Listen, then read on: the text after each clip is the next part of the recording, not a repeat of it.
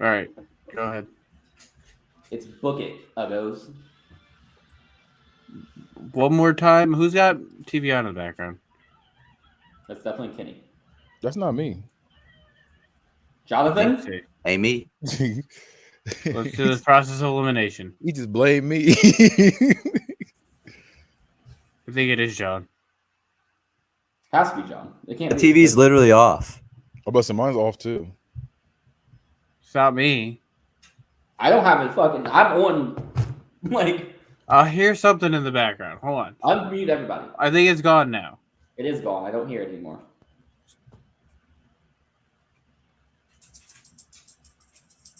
All right. Hold on. Go ahead. Go again. Okay. It's Book It, Uggos.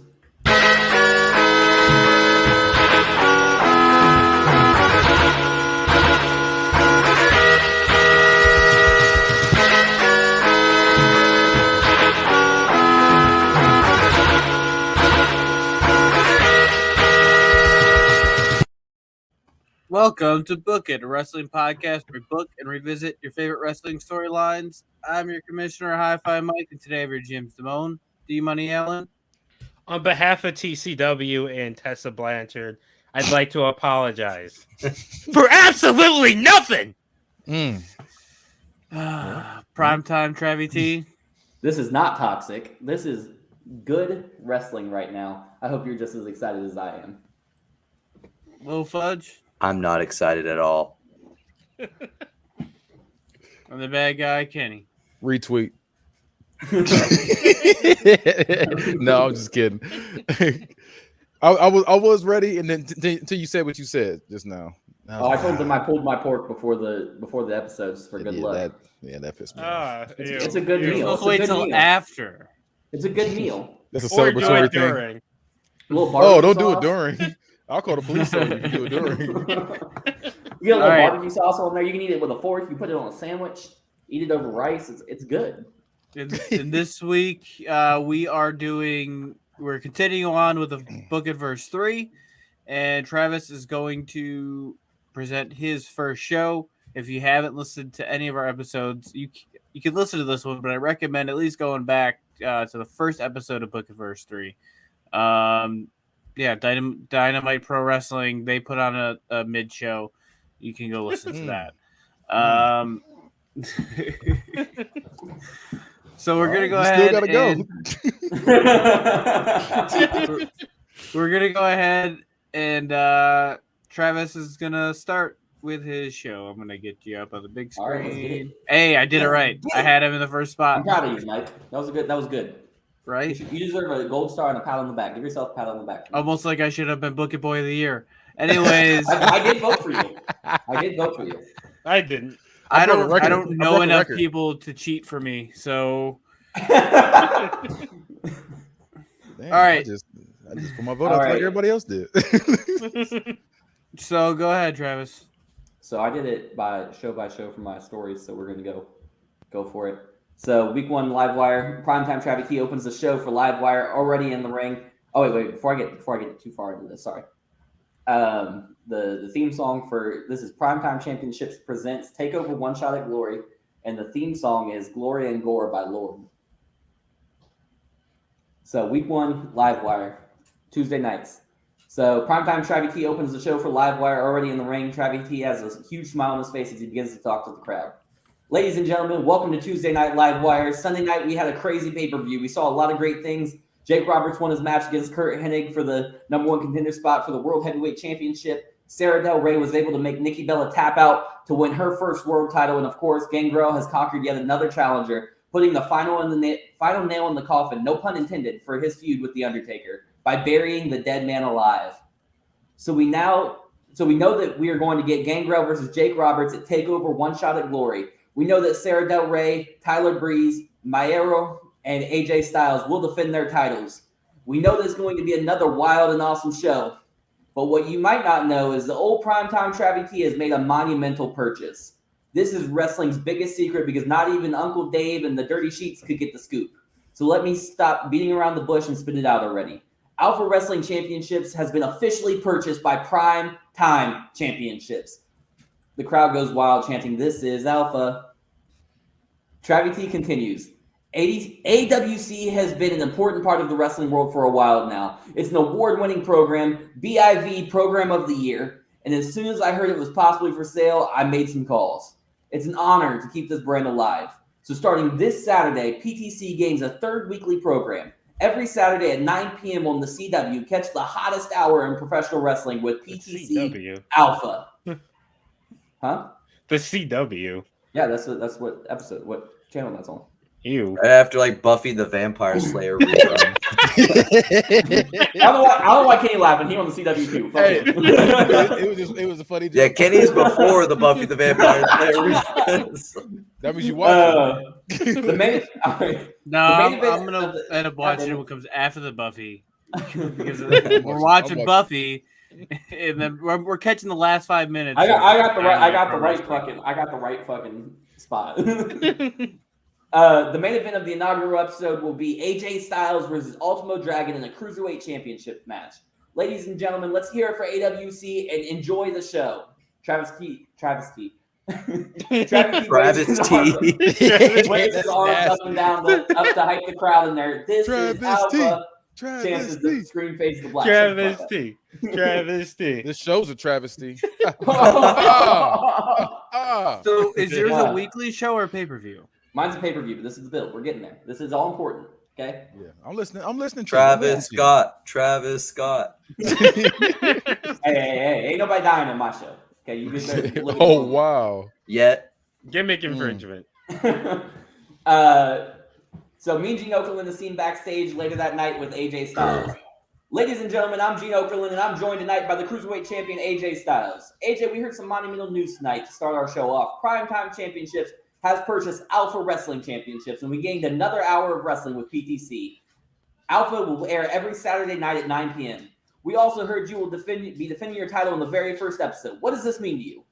AJ nods and replies, "Now listen, Mean Gene, AWC was known for being the best cruiserweight wrestling in the world. They made sure to put a spotlight on that aspect of their program, and PTC has always tried to do the very same thing. It's an honor for me to main event the first episode of Alpha under the PTC banner. I want to continue that to honor the fighting spirit of AWC, especially when it comes to cruiserweight wrestling. I want to steal the show every single night, and I want to be a fighting champion. So tonight, I'm going to put my cruiserweight title on the line against Jamie Noble. Jamie, I hope you're ready to tear the house down because I certainly am, and I'll see you out there." Style walks off the set as the screen fades to black. So are we AJ Styles- grading that or no? No, this is a build. It is Okay. all It's a build. build. It is Okay. all Yeah, build. there's hella build to my stuff, okay? You're getting the real life of what this is. AJ Styles and Jamie Noble have a great match. Lasts about 27 minutes, but AJ gets the win with the Styles Clash. So then on Wednesday, AJ Styles gets an interview on the Pat McAfee show. So AJ Styles makes a quick cameo on the Pat McAfee show the day after Livewire for an interview. Pat wastes no time getting down to business.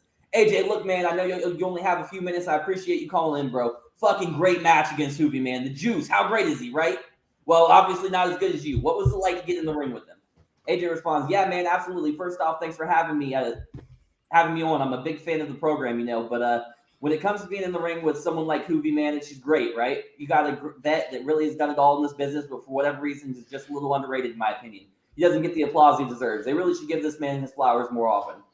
McAfee is now standing as he asks his next question. "Fucking huge news came out last night. Travvy T bought out AWC. I mean, can you believe it, bro?"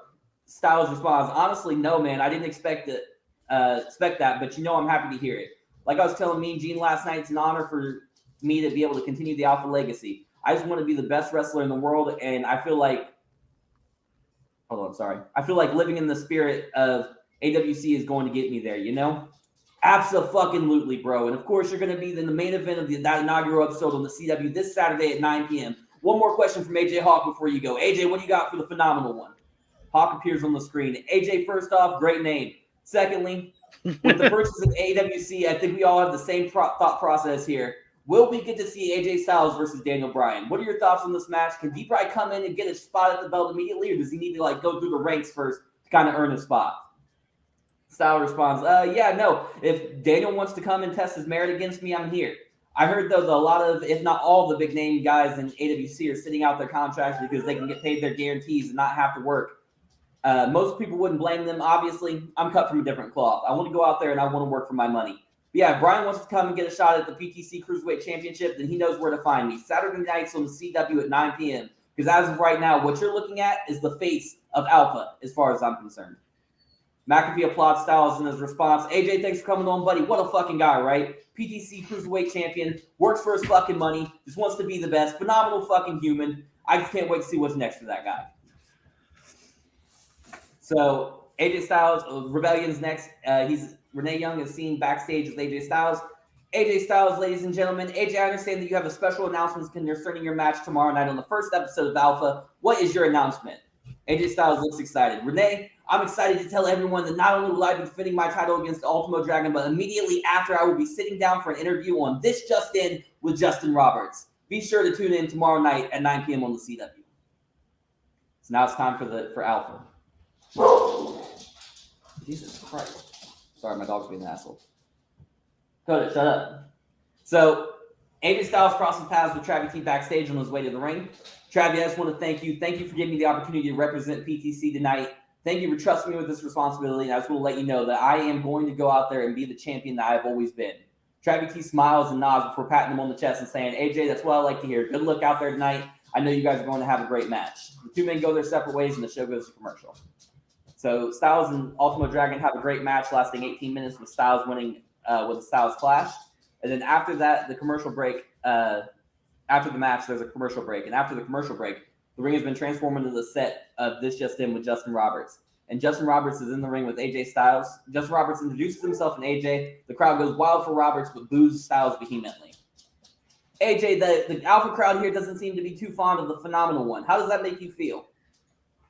You know, Justin, they bought their ticket. They came out in droves to support the show, and I get it. Maybe I'm not what you were expecting when you heard Alpha was here to stay. But I'm going to make you guys a promise. I promise that each and every week, whether it's here, Livewire, Rebellion, or a pay-per-view, I'm going to continue to embody the Alpha spirit and continue to honor AWC as the Cruiserweight Champion. Justin Roberts tries to pull the crowd back in. What do you guys say? AJ Styles is a fighting champion, and he seems to embody the Alpha spirit. Can we get a round of applause and accept him as the new face of Alpha? The crowd responds with very loud, no chance. Styles laughs to himself before speaking to the crowd. Guys, I get it. I'm not the Cruiserweight champion you want. I know what you want, but let's be honest. It's probably never going to happen. He's sitting at home collecting an unemployment check, and I'm here right now just like I am every single week, just like I will be every single week. I understand that you may not like it, but eventually you're going to have to face it, that now this is Alpha. Styles says this while holding the PTC Cruiserweight Championship in the air.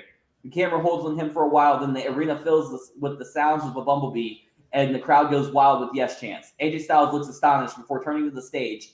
Out through the curtain comes Daniel Bryan, holding on to the AWC Cruiserweight Championship. Bryan has a Cheshire grin on his face as he looks out to the crowd, and then finally to AJ Styles. Daniel Bryan holds up the AWC Cruiserweight Champion as the crowd chants, "This is Alpha," as the show ends and the screen fades to black. Can we hit ad real quick? I got to take my dog out. He's like barking at my door. Thank you. Come on. Are you tired? Tired of those other energy drinks hitting you with a short burst of jittery energy followed by a crash that leaves you with less energy than you had before? Well, fear not, because Ray's energy drinks are specifically formulated to get you going without making you jittery and keeps you from crashing. With 0 sugars, 0 calories, and better caffeine than a cup of coffee, Ray's energy drinks are the #1 growing energy drink on the market.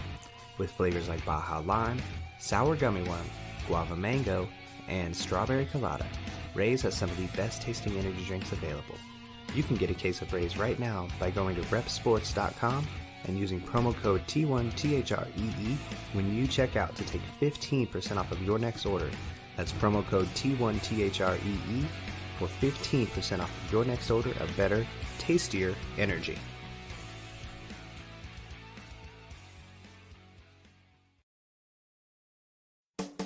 All right. Your body and the bodies you're loving deserve nothing but the best. Organic Lovin' is the only adult subscription box that includes eco-friendly body products, from body-safe adult toys to sex-positive books and erotic seminars. Organic Lovin's online store has everything you and your partner or partners could ever need to heat things up. And right now, your friends at T13 Media want to take 10% off of your next order. Just go to organiclovin.com and use promo code T1, T-H-R-E-E, like the sound the bed makes, when you check out. Organic Lovin'. Love organically, purely, deeply, boldly. Hey, All right. you. Yeah, you. Are you ready to see live music again? How about your favorite sports team? Or maybe you'd rather catch some laughs or see the latest drama. Whatever your interest, Vivid Seats has the tickets to all of the live events. If you're new to Vivid Seats, use promo code VIVIDNEW2021 to get $10 off your next ticket purchase of $100 or more. If you're already a Vivid Seats user, plug in promo code VIVIDAGAIN2021 to get your $10 off. And remember to tell them that T13 sent you. Again, that's visit vividseats.com now and experience it live. Also, go to T13medias.com and buy some fucking merch. Ah, yeah. What we got on there, Damone? We got t-shirts, we got hats, we got hoodies, we got fucking pajamas. For We hoops. got them jammies. For hoops. Who they represent? We got some bad guy merch. We got some little fudge merch. Well, it's You do? yeah. It's a certified L. You want to take a certified L? Just like me, just like I did this round. Yep. We got some hi-fi mic merch. Yeah. We got you can remember my time as the Booking Boy of the Year. We got I hear the merch for rumor that. that a hi-fi Mike second pizza shirt is coming soon. All right, well. All right, so Daniel Bryan opens up the show on Tuesday Night Live Wire. The crowd is still going crazy for him, and Daniel's still loving it. Sorry, I'm losing my breath from fucking running up them steps just now. Weak lung bastard. I am a weak lung bastard. COVID kicked my ass. Get that cardio up. All right, so Daniel Bryan opens the show on Tuesday Night Live Wire. The crowd is still going crazy for him, and Daniel's still loving it. With a huge smile on his face, Daniel Bryan begins his speech. Guys, I never cared about the letters on my paycheck. I only cared about being the best in the world. My intentions have never changed. Whether the letters were PWG, ROH, NXT, WWE, AEW, AWC, DSW, CBW, BBW, RCW, TCW, or PTC. I am not here because of a paycheck, as AJ Styles said. I can sit at home and collect plenty of money to keep me and my family happy. I am here because I am the best pro wrestler on the planet, and I want to prove it. Now, yes, I am sad that the AWC chapter is closed, but I'm excited that the PTC chapter has begun. Now, it may be a new company, but some things never change. I'm the best cruiserweight in the world, and this title proves that. Bryan holds up the AWC Cruiserweight Championship. He says, I am going to defend this title every single night until somebody can take it from me. Now, PTC Universe, who wants to see Daniel Bryan defend the AWC Cruiserweight Championship right here, right now on Livewire? The crowd goes wild with yes chants. Then let's get it on. Whatever cruiserweight back there wants a shot, come on down because the American Dragon wants to fight. The crowd sits in suspense for a while until Juventud Guerrero's music hits and he comes out to answer Bryan's challenge. So they have a 32-minute match that sees Juvi tap out to the belt lock. Wait, I have a quick question. So you said that Daniel Bryan or AJ Styles was on the not podcast but the show. Daniel Bryan comes out, right? So he comes out. Does he cut that promo there, or is it later? No. So that was the main event segment of the show. So okay, so there's time between. There's okay. So that was on Saturday that he comes out. The next show is on a Tuesday. That's when that's the promo. Okay. So leave it in suspense as he's just sitting there staring at one another. Okay. Across the rampway. That's how the show ends. So Daniel Bryan comes backstage after his match and is welcomed with a standing ovation and cheers from the roster and crew. Bryan is all smiles until he comes face to face with AJ Styles. Styles and Bryan stare at one another for a long while until AJ Styles extends his hand. Bryan looks down and shakes Styles' hand as a sign of respect from both men. On that Friday on Rebellion, AJ refuses to be outdone and defends his title against Brian Pillman in an open challenge matchup. They'll last for 36 minutes before Styles puts him down with the Styles Clash. Daniel Bryan makes his official return to Alpha by defending his AWC Cruiserweight title against Taka Michinoku in an 18-minute match that sees Taka Michinoku tap out to the LaBelle Lock. On Livewire, AJ Styles opens Livewire with his open challenge for the PTC Cruiserweight Champion, and to his surprise, however, it is answered by AWC Cruiserweight Champion Daniel Bryan. Bryan comes down to the ring and is ready to get the match started, but just before the match starts, Taka Michinoku and Juventud Guerrera come out to interrupt. No! Daniel Bryan doesn't get to jump the line and get a chance at the championship. He's only been here for a few weeks. You have great talent in guys like the Juice and Taka Michinoku. Hoovy explains. Taka starts next. Daniel Bryan, what makes you think that you can cut us in line and take an opportunity from us? Daniel Bryan looks confused before grabbing a microphone and saying, you guys know that I made both of you tap out, right? And the crowd starts chanting, you tapped out to Hoovy and Taka. Hoovy screams out, that doesn't matter. That doesn't even count. That was for the AWC title. That's not even canon here. This is PTC. AWC is dead. You'll get to come here and take opportunities from us. AJ Styles snatches the microphone from Daniel Bryan. I don't care if all three of you get in this ring. I'll beat every single one of you because I am the best in the world. Daniel Bryan takes exception to this and snatches the microphone back. No, AJ, I'm the best in the world. AJ and Bryan get in each other's faces and start to argue, but Primetime Travvy T's music hits, and he comes out. Gentlemen, I have a better idea. I see 4 men and they're ready for a fight. Now, I'm no Teddy Long, but I think I know what to do. Tonight on Livewire, the main event will be AJ Styles and Daniel Bryan in a tag team match against Taka Michinoku and Juventud Guerrera. And The Undertaker. What do you guys think about that? The crowd cheers on with yes chants. So the 27-minute tag team main event ends with Taka Michinoku tapping to the Crusher while Juventud Guerrera simultaneously taps out to the LaBelle Lock. On Alpha, Daniel Bryan opens up Alpha with a promo. Guys, look, I think we've come to a point that we can't dance around anymore. 2 men have come out for weeks and claim to be the very best wrestler in the world and to be the true Cruiserweight champion. But I know, you know, and AJ Styles knows there can only be one.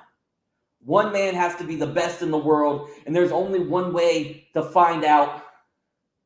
Sorry, I lost my place. Best in the world. There's only one way to find out which one it is. AJ, I came out here tonight to tell you that I am officially challenging you for the PTC Cruiserweight Championship at Takeover One Shot at Glory. The catch, however, is that I will also put my AWC Cruiserweight Championship title on the line. Winner takes all. One man is named the best in the world. Together, we unify the titles and prove to the world who the best really is. Hope you're ready, AJ, because I've been waiting for this moment for weeks. See you there. So on Livewire the next week, Daniel Bryan and Gregory Helms have a 21-minute title match, but Daniel Bryan finishes the match with a stacked roll-up. Styles has a rematch with Ultimo Dragon on Rebellion that lasts twice as long as his first match, but the ending was the same with him pinning Ultimo Dragon after the Styles Clash. So in Alpha, the last show before Takeover, AJ Styles, Daniel Bryan, and Primetime Travvy T are in the ring with a desk and a black velvet rug for the contract signing. Primetime Travvy T opens the segment. Ladies and gentlemen, I am joined by AWC Cruiserweight Champion Daniel Bryan, as well as PTC Cruiserweight Champion AJ Styles. These two men will do battle to unify. Sorry, my screen just did something stupid. These two men will do battle to unify the championships tomorrow night. But we first must sign the contract to make the match official. Gentlemen, you both have read through and agreed to the terms previously in the evening. Please grab a pen and sign the contract. AJ Styles grabs the microphone instead of a pen. Daniel, I want to thank you. I want to thank you for extending this offer. I know you have been dubbed the Cruiserweight Conquerors. You have traveled the world as AWC Cruiserweight Champion, defending that title in all kinds of promotions to any and all challengers. You've gone one-on-one with the best of the best, but you have never faced me. Daniel, I respect you more than I respect anyone else in the world. You embody what it means to be a champion. I admire that. But like you said here last week, there can only be one. I intend to be that one. I intend to prove to the world that I am the greatest wrestler in the world. When I do, it will be my honor to continue the traditions of AWC as a fighting champion. Styles puts the microphone down and signs the contract. Bryan now grabs the microphone and speaks to Styles. AJ, you're right. I haven't ever faced you, but that's not for a lack of trying. I held multiple open challenges. I came out and I answered your open challenge. And I even tried to come to PTC and challenge you when AWC was still active, but Travvy, you told us no. You told us that PTC wasn't interested in a talent exchange of any sort, which is fine, but it told me something. You know what it told me, AJ? It told me that your boss didn't believe you could beat me. You know what it told me when every other cruiserweight back there answered my challenges except you? It told me that you don't believe you can beat me either. I appreciate your respect, but I'm here to tell you that between these ropes, once that bell rings, respect goes out the window, and I'm coming to kick your freaking head in. Signing this contract is an honor because I will keep AWC alive by beating you and taking your title, and once again proving that I am the greatest wrestler on the planet. AJ, take a good, hard look at me. Because despite what you say, despite what you may believe, what you're looking at right now, this is alpha. Bryan slams the mic down and signs the contract. Primetime Travvy T speaks again.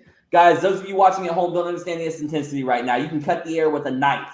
Guys, let's get this table out of the way and let's have a standoff. So 4 men in all black roll into the ring, pull the table and chairs out of the ring, and Bryan and Styles come nose to nose for a face-off. Travvy T taps both men on the shoulders, and they separate. Both men hold their titles up to the hard camera as the show ends, and the screen fades to black. All right, so AWC Cruiserweight Champion is out first. Daniel Bryan walks out to a roar of yes chants. Daniel Bryan's wearing a Phoenix-inspired outfit, orange with red and yellow accents and flames. Daniel Bryan walks to the ring, hands the referee the belt, and begins to stretch as AJ Styles' music fills the arena. AJ walks out in his regular black gear, but with green accents instead of blue. AJ walks to the ring, and from the time he gets in the ring, his eyes are locked with Daniel Bryan's. AJ Styles gives the referee the PTC championship, and Lillian Garcia introduces each man to the crowd. Both belts are presented to the competitors in the audience, and the referee calls for the bell. Daniel Bryan smiles at AJ and asks if he's ready. AJ smirks and nods his head. Both men shake hands and begin to circle the ring. The two men lock up with a collar and elbow tie-up. Daniel Bryan hits Styles with a headlock takeover, and Styles counters with a head scissors.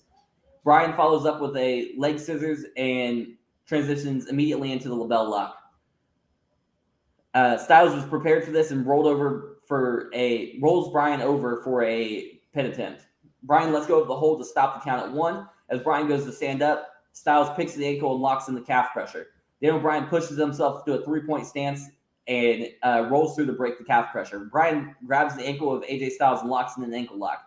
And now AJ now pushes himself to the 3-point base, then to 1 foot, turning towards Daniel Bryan and hits him with an enziguri, dropping Bryan to 1 knee. As Bryan stands back up, Styles hits him with a drop kick, sending Bryan rolling. Bryan leaps back up and eats a Pele kick from Styles straight to the jaw. Styles follows up with a lion salt to Bryan and covers Bryan for a 1 count. Both men stand back up and are smiling at each other as they circle the ring. Styles tells Bryan that he isn't as fast or agile as Styles is. Bryan smirks at Styles, and both men leap back to the center for a collar and elbow tie-up. Bryan again wins the exchange, grabbing a cravat headlock. Bryan wastes no time, laying a multiple hard, stiff knee strikes to the skull of Styles while holding the cravat headlock. Bryan then hits a cravat suplex out of nowhere. Styles rolls off his shoulders and onto his knees, and Bryan instantly hits multiple stiff yes kicks to the chest of Styles.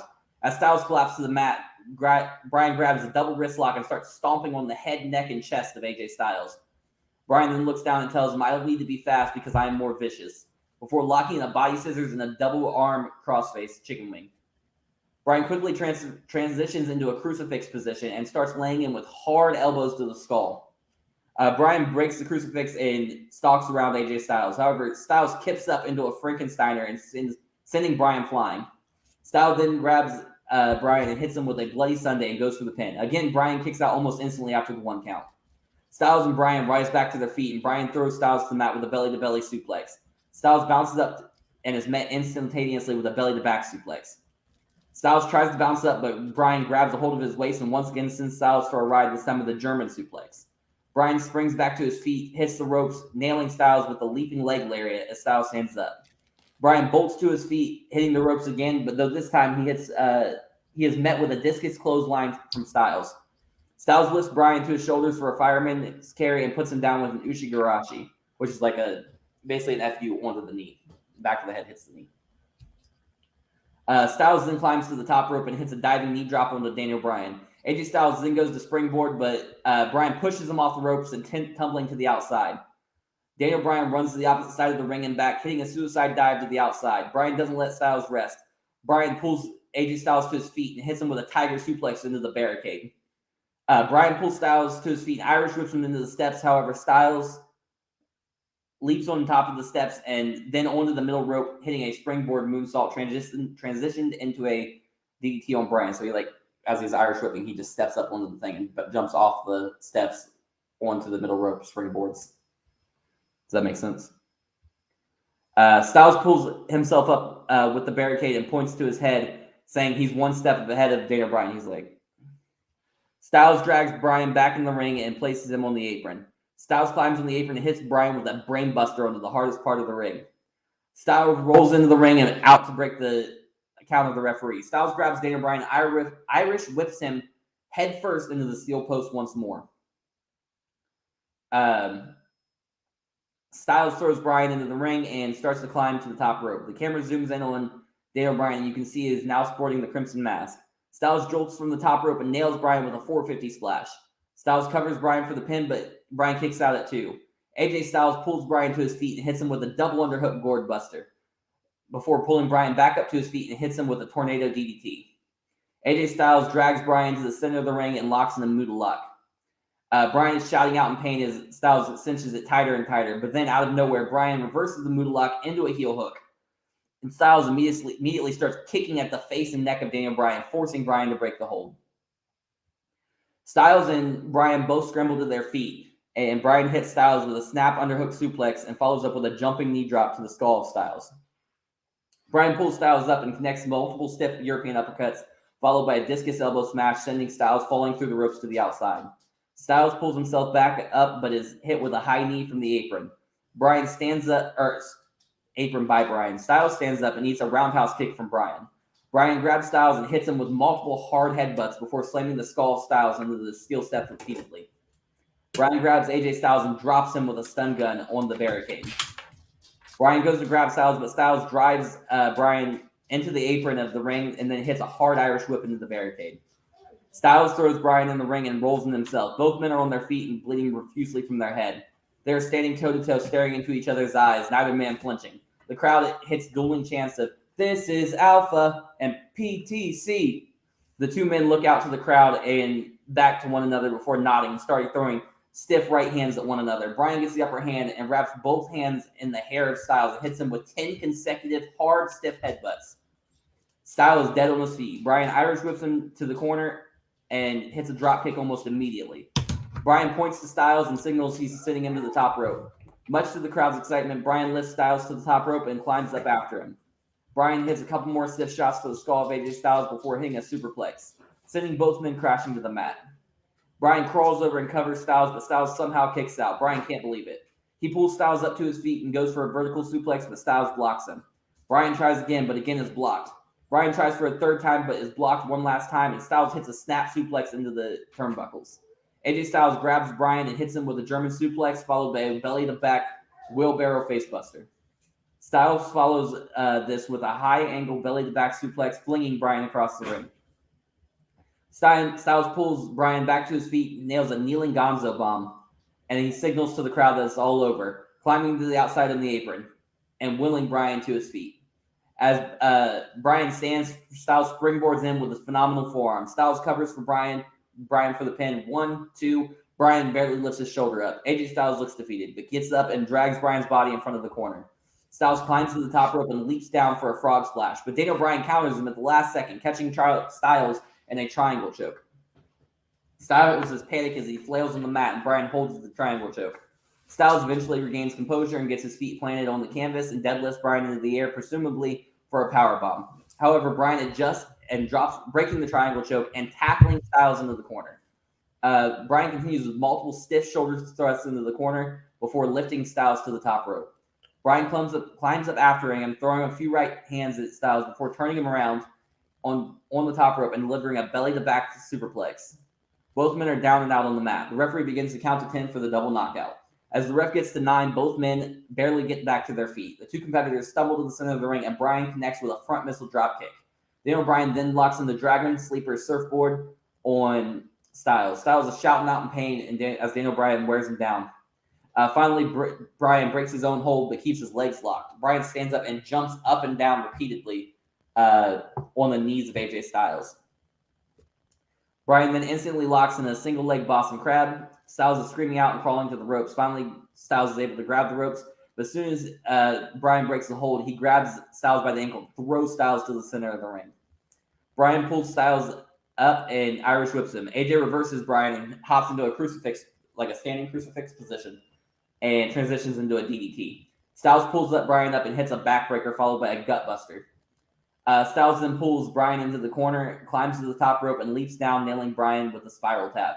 Styles covers Bryan for the pin, hooking the leg 1, 2, but again, Bryan kicks out at the last second. Styles pulls Bryan to his feet and pulls him up for a vertical suplex, but Bryan drops behind Styles and locks in the sleeper hold. Styles struggles, but Bryan has a sleeper locked in deep. Styles drops to one knee, then a second. At this point, Bryan breaks the hold and jumps in midair and hits a double foot stomp onto the back of the head of Styles.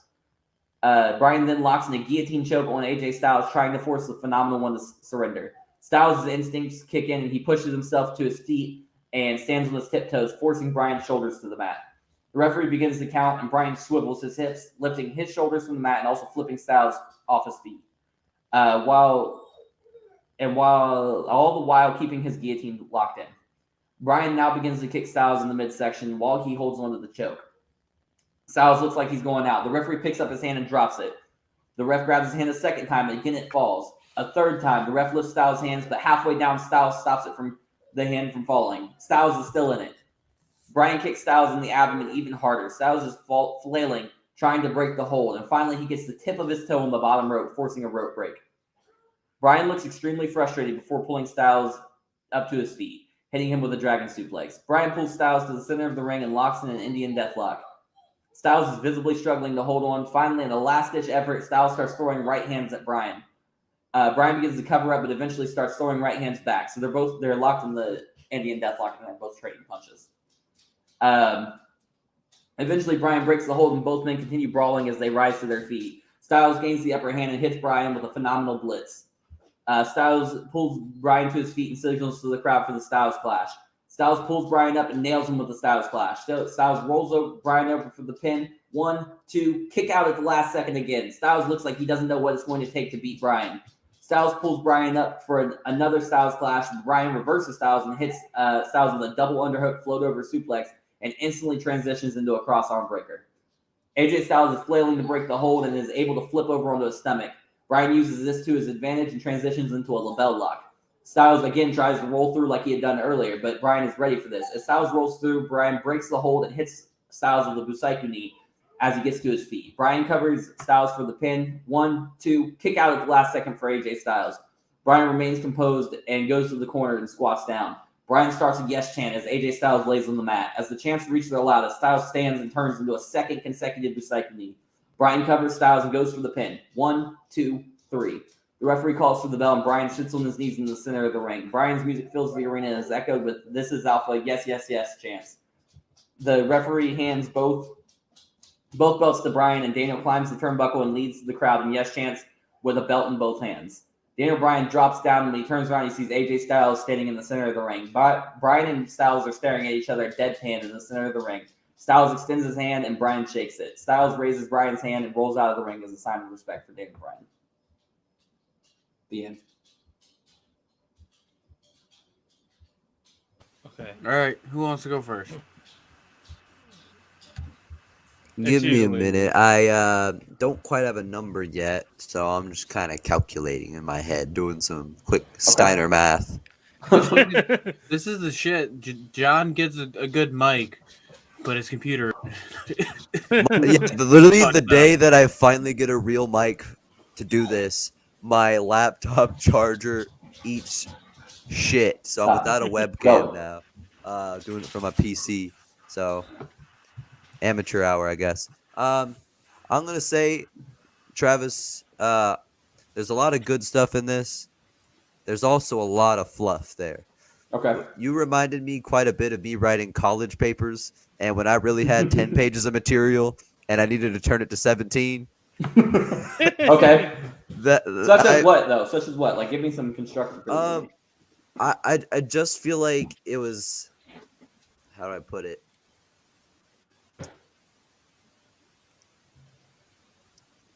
I give you too much info.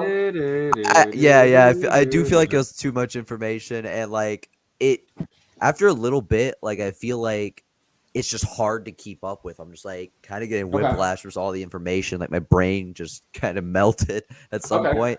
That's fair. This match is gonna be fire, so you're gonna get a pretty decent score just off the you put Daniel Bryan and AJ Styles in the same ring. Like that's a cheat code. So the buyout story is pretty all right.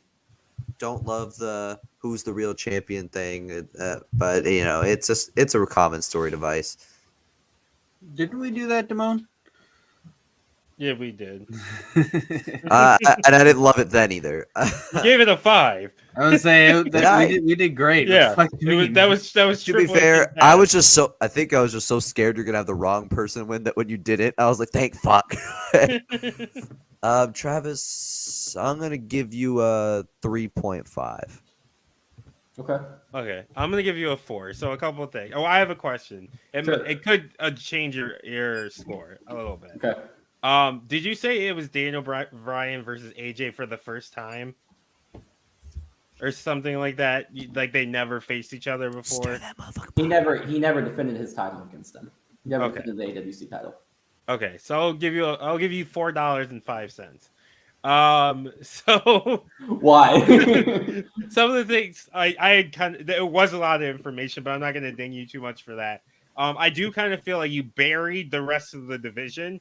Like you went really hard on the Hoovy losing multiple times, Ultima losing multiple times. I just feel like they're having 30+ minute matches. I understand, but they're not getting squashed, but they tapped out like a bunch. And Hoovy tapped out twice. And Taka Michinoku tapped out twice. But I've got a decent roster. So yeah, but of the people we saw got kind of like they got pushed out. Like, right, I understand, but I wish it kind of had like more of a variety on who they were doing. They were doing the open challenges. It wasn't just those two repeatedly. It wasn't. There was like 5 people that answered the open challenges. Brian Pillman, Gregory Helms. I forgot about Helms and Pillman because that was like before we are. So yeah, I just brought Taka Michinoku and Hoovy back in for the tag team match. That's why you're focused on them. Yeah. I didn't necessarily care about the tag team match either, and I also felt like you kind of did with a lot of. I think you overdid the false finishes. I think there were a little too many. In the match. In the match itself, gotcha. Yeah. I feel like there was a little bit too many false finishes. Like you had you had them hit every finisher they have ever had. Yes, and of course. It's an epic match. That's what it was never enough. Also, I feel like kind of Daniel Bryan in this. Like I get that they're neither is purely a heel. But I feel like neither of them played that heel role in the match, which usually you have someone being more of a heel, and I feel like neither of them were. I would disagree with that. I would say that Daniel Bryan played the heel because he was literally stomping on the head and neck of AJ Styles. He had AJ Styles was in an execution position. He jumped up and stomped on the back of his head. I wouldn't say that's a heel thing though. That just I would say that's him. I just say that's being brutal. Like he hits hard. Like I'll give Travis the W on that. That is a very heel thing to do. Yeah, Daniel Bryan was the heel in this and was working as the heel. Okay, but I didn't take too much off for that. But yeah, $4.05. Okay, I appreciate that. Kenny, if you're talking, you're muted. Can you hear me now? Technology. Yeah. Yes. Okay. So I forgot my mic was fucked up. Like I had to put this in on my mic too. But I personally think with this storyline, like the match was good. I think the actual story behind it was kind of bland, just a little Okay. bland. Like, I mean, it's kind of we kind of seen this like best. Like, it's kind of hard. Like, what's the word I'm trying to look for? Yeah, it's title versus title, so it's not really too much you can really do with that besides, oh, I'm the best. No, I'm the best. It's kind of like that, which is not really like my kind of thing, but I get it. So I gave you a 3.75 for that instead of like the whole 4. So that's Okay. mostly for the match. Like I said, the whole build up, I wouldn't have really cared for the build up with Hoovy and all of them. I wouldn't have really cared, but I get what you was trying to do. But yeah, like I said, I gave you a 3.75. Like I said, it was mainly for the match. Like I said, the rest of it was a little more bland and kind of just like, okay, just felt kind of WWE-ish with the tag with the person you're gonna go up against. Like, Okay. that's not really my thing, but I get what you was trying to do. Mike? Oh yeah, time for High Five Mike. I'm on the same boat. I like the match. There was a lot of information That's fair. going Yeah. on. There's a lot of next of time. information. Maybe we're just out of practice. He's Dr. Travvy T now. He wrote a dissertation. Next pay-per-view I'll do, or next for here on out, I won't give you. Travis pulling up and joining the private practice on BBW. Next time it's gonna be one sentence for every No. build. So they hate each other. They fight. I'm gonna go with I didn't hear you. overall. What I was liked it. We didn't hear the score. It broke up. 4.25. that? 4.25. I appreciate you, Mike.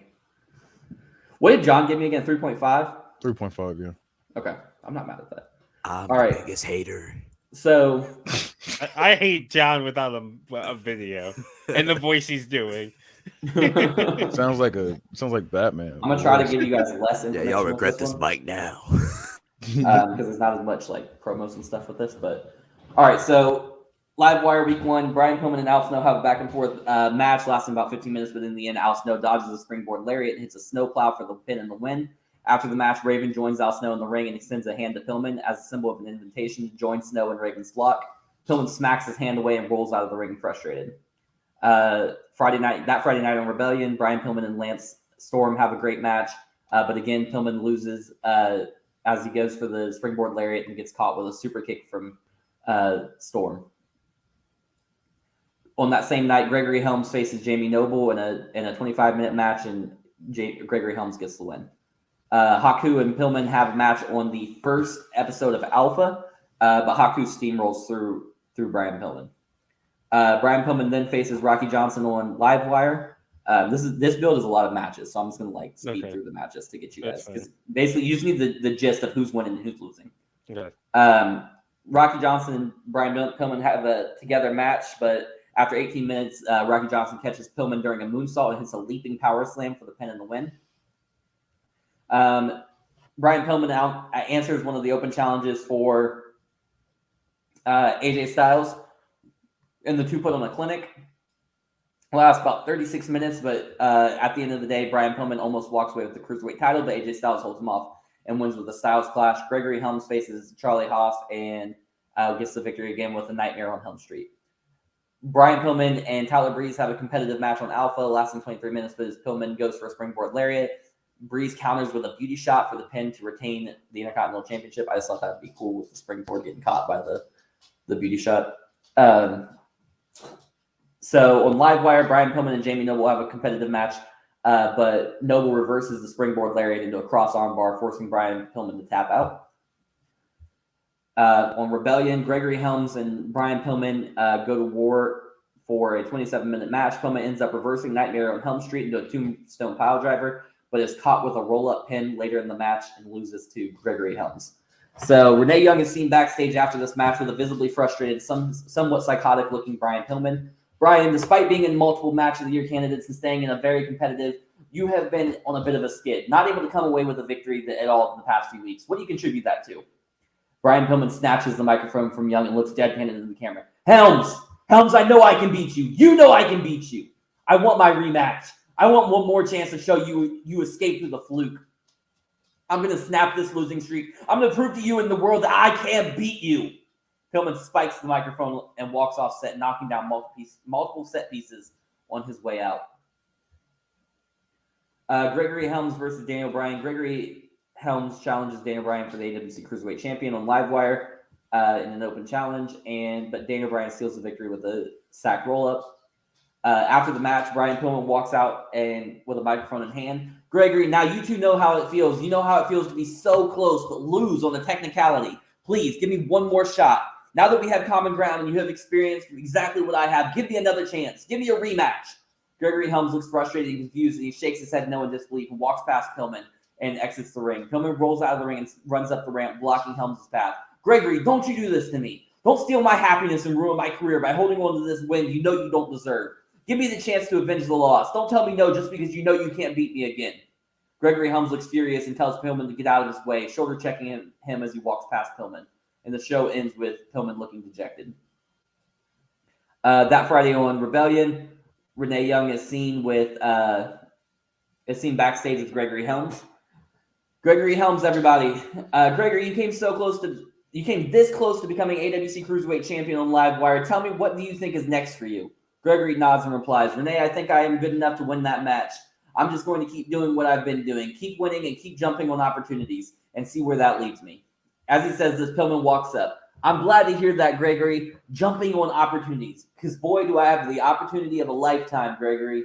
You and I in that ring tonight. Gregory Helms versus Brian Pillman 2 in the main event of Rebellion. What do you say? Gregory Helms rolls his eyes and sighs. Dude, look, I'm not interested in facing you again. I already beat you. Beating you again gets me nowhere closer to my goals. I want to be a champion. I don't want to beat up job guys to pad my record. Take some time, get your head on straight, and work your way back to the man that you used to be. Because this obsession with me is sad. Gregory walks past Pillman again, shoulder checking him, and you can tell that Pillman is fuming. So in the Go Home show to Takeover, Gregory Helms and Ultimo Dragon are having a great match, but after only a few minutes, Brian Pillman comes out and distracts Gregory Helms. Ultimo Dragon rolls Gregory Helms up for the pin and the win. Gregory Helms grabs the microphone. Pillman, you won another match. You got it. Tomorrow night, one shot at glory. I'm putting you down once again. Brian Pillman is shown smiling ear to ear, nodding yes to Helms from the top of the ramp. So Brian Pillman comes out first wearing orange trunks with black stars, an orange and black vest, and white boots. Next out is Helms wearing green and black trunks with blue and gold accents, as well as a black trench coat with green collar, black do-rag, and green sunglasses. The referee calls for the bell, and both men circle each other. Hold up. You got Gregory Helms back in the do-rag during Black History Month? Yeah. Disgusting. He hangs out with Vince on the weekends. And Tessa and Joe Rogan.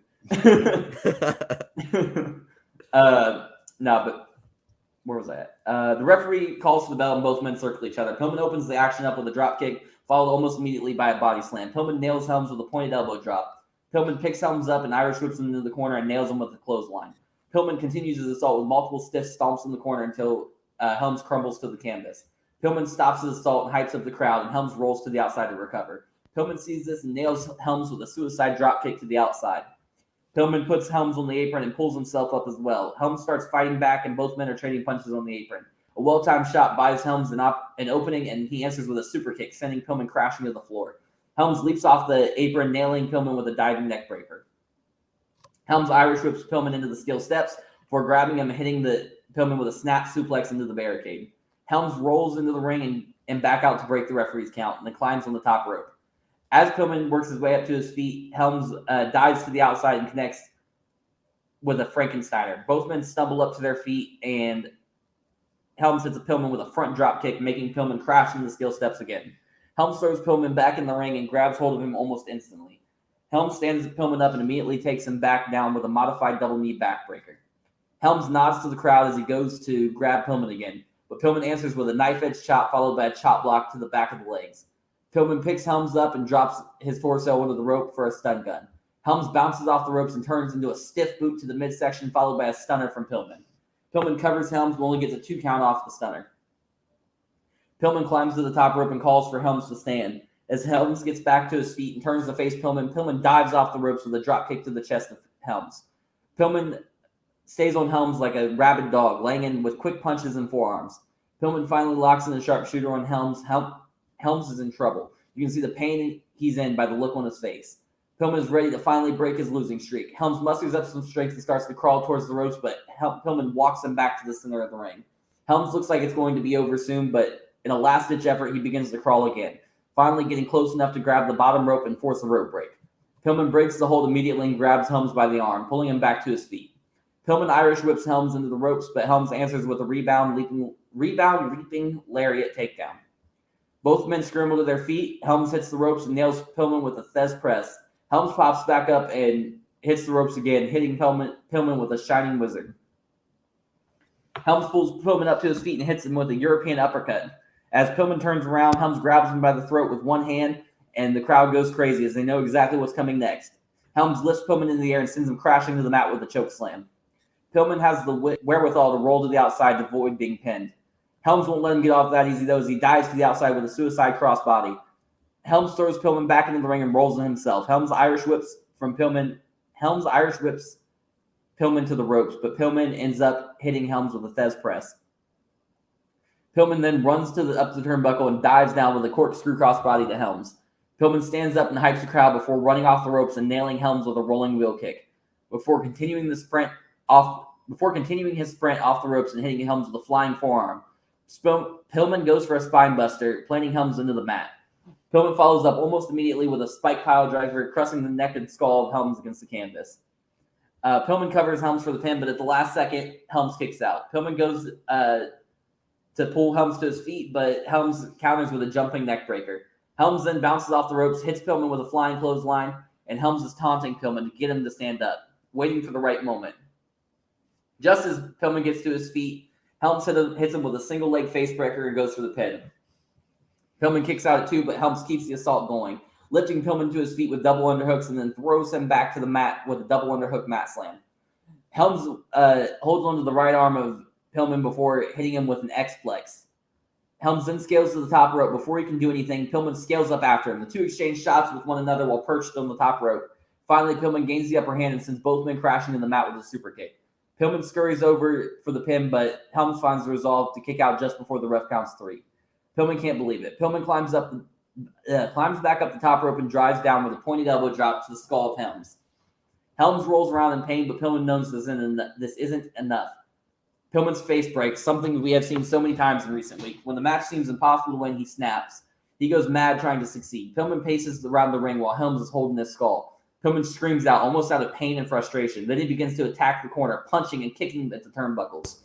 Pillman eventually crumbles into a heap as he continues to cry out. Pillman cries slowly, stop, and a cold blank expression fills his face. Pillman uses the corner to pull himself up to his feet before slowly climbing to the top rope. But just as he reaches the top rope and turns around, Helms leaps up to the top rope and grabs Pillman by the neck.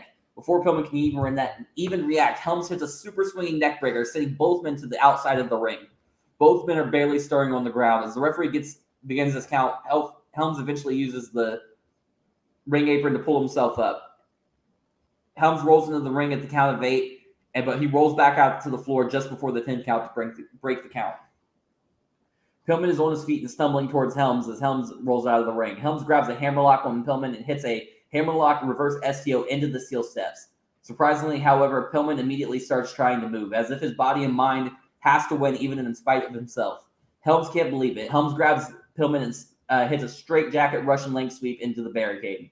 Helms then throws Pillman into the ring and rolls into himself. Helms goes to grab Pillman, but Pillman pushes him off and cracks Helms with a super kick. Helms falls and lands draped over the middle rope. Pillman, why do I keep saying Pillms? Pillman runs in and hits a leapfrog body guillotine on Helms. Pillman pulls Helms back to his feet and hits him with a knife-edge chop.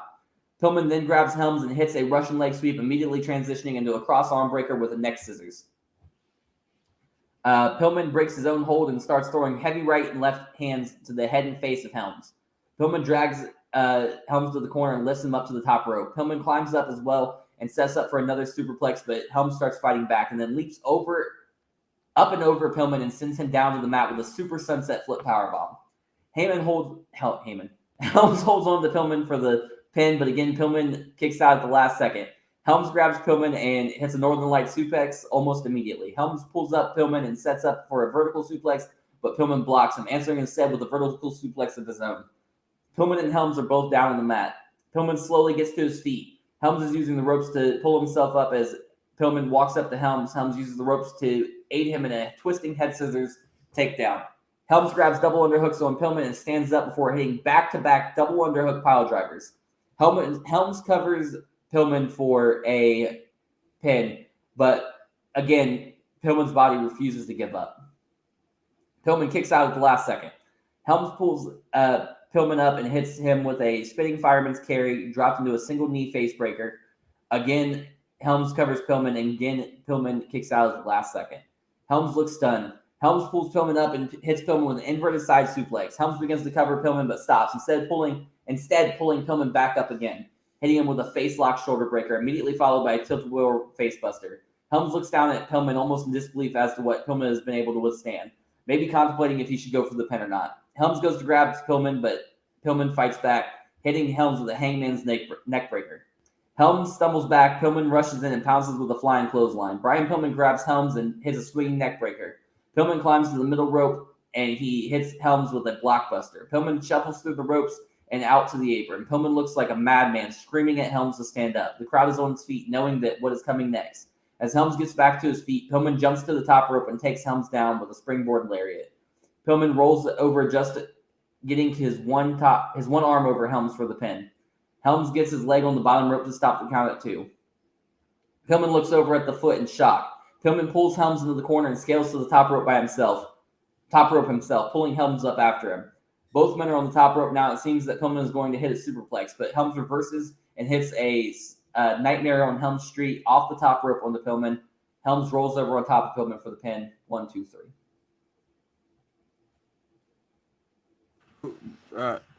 Who won? Helms.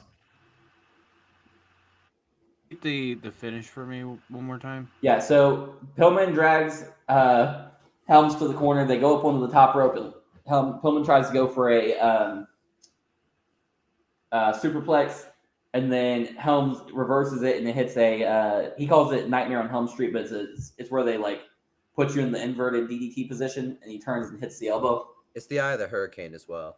Yeah. So Okay. he does that off the top rope for the pin.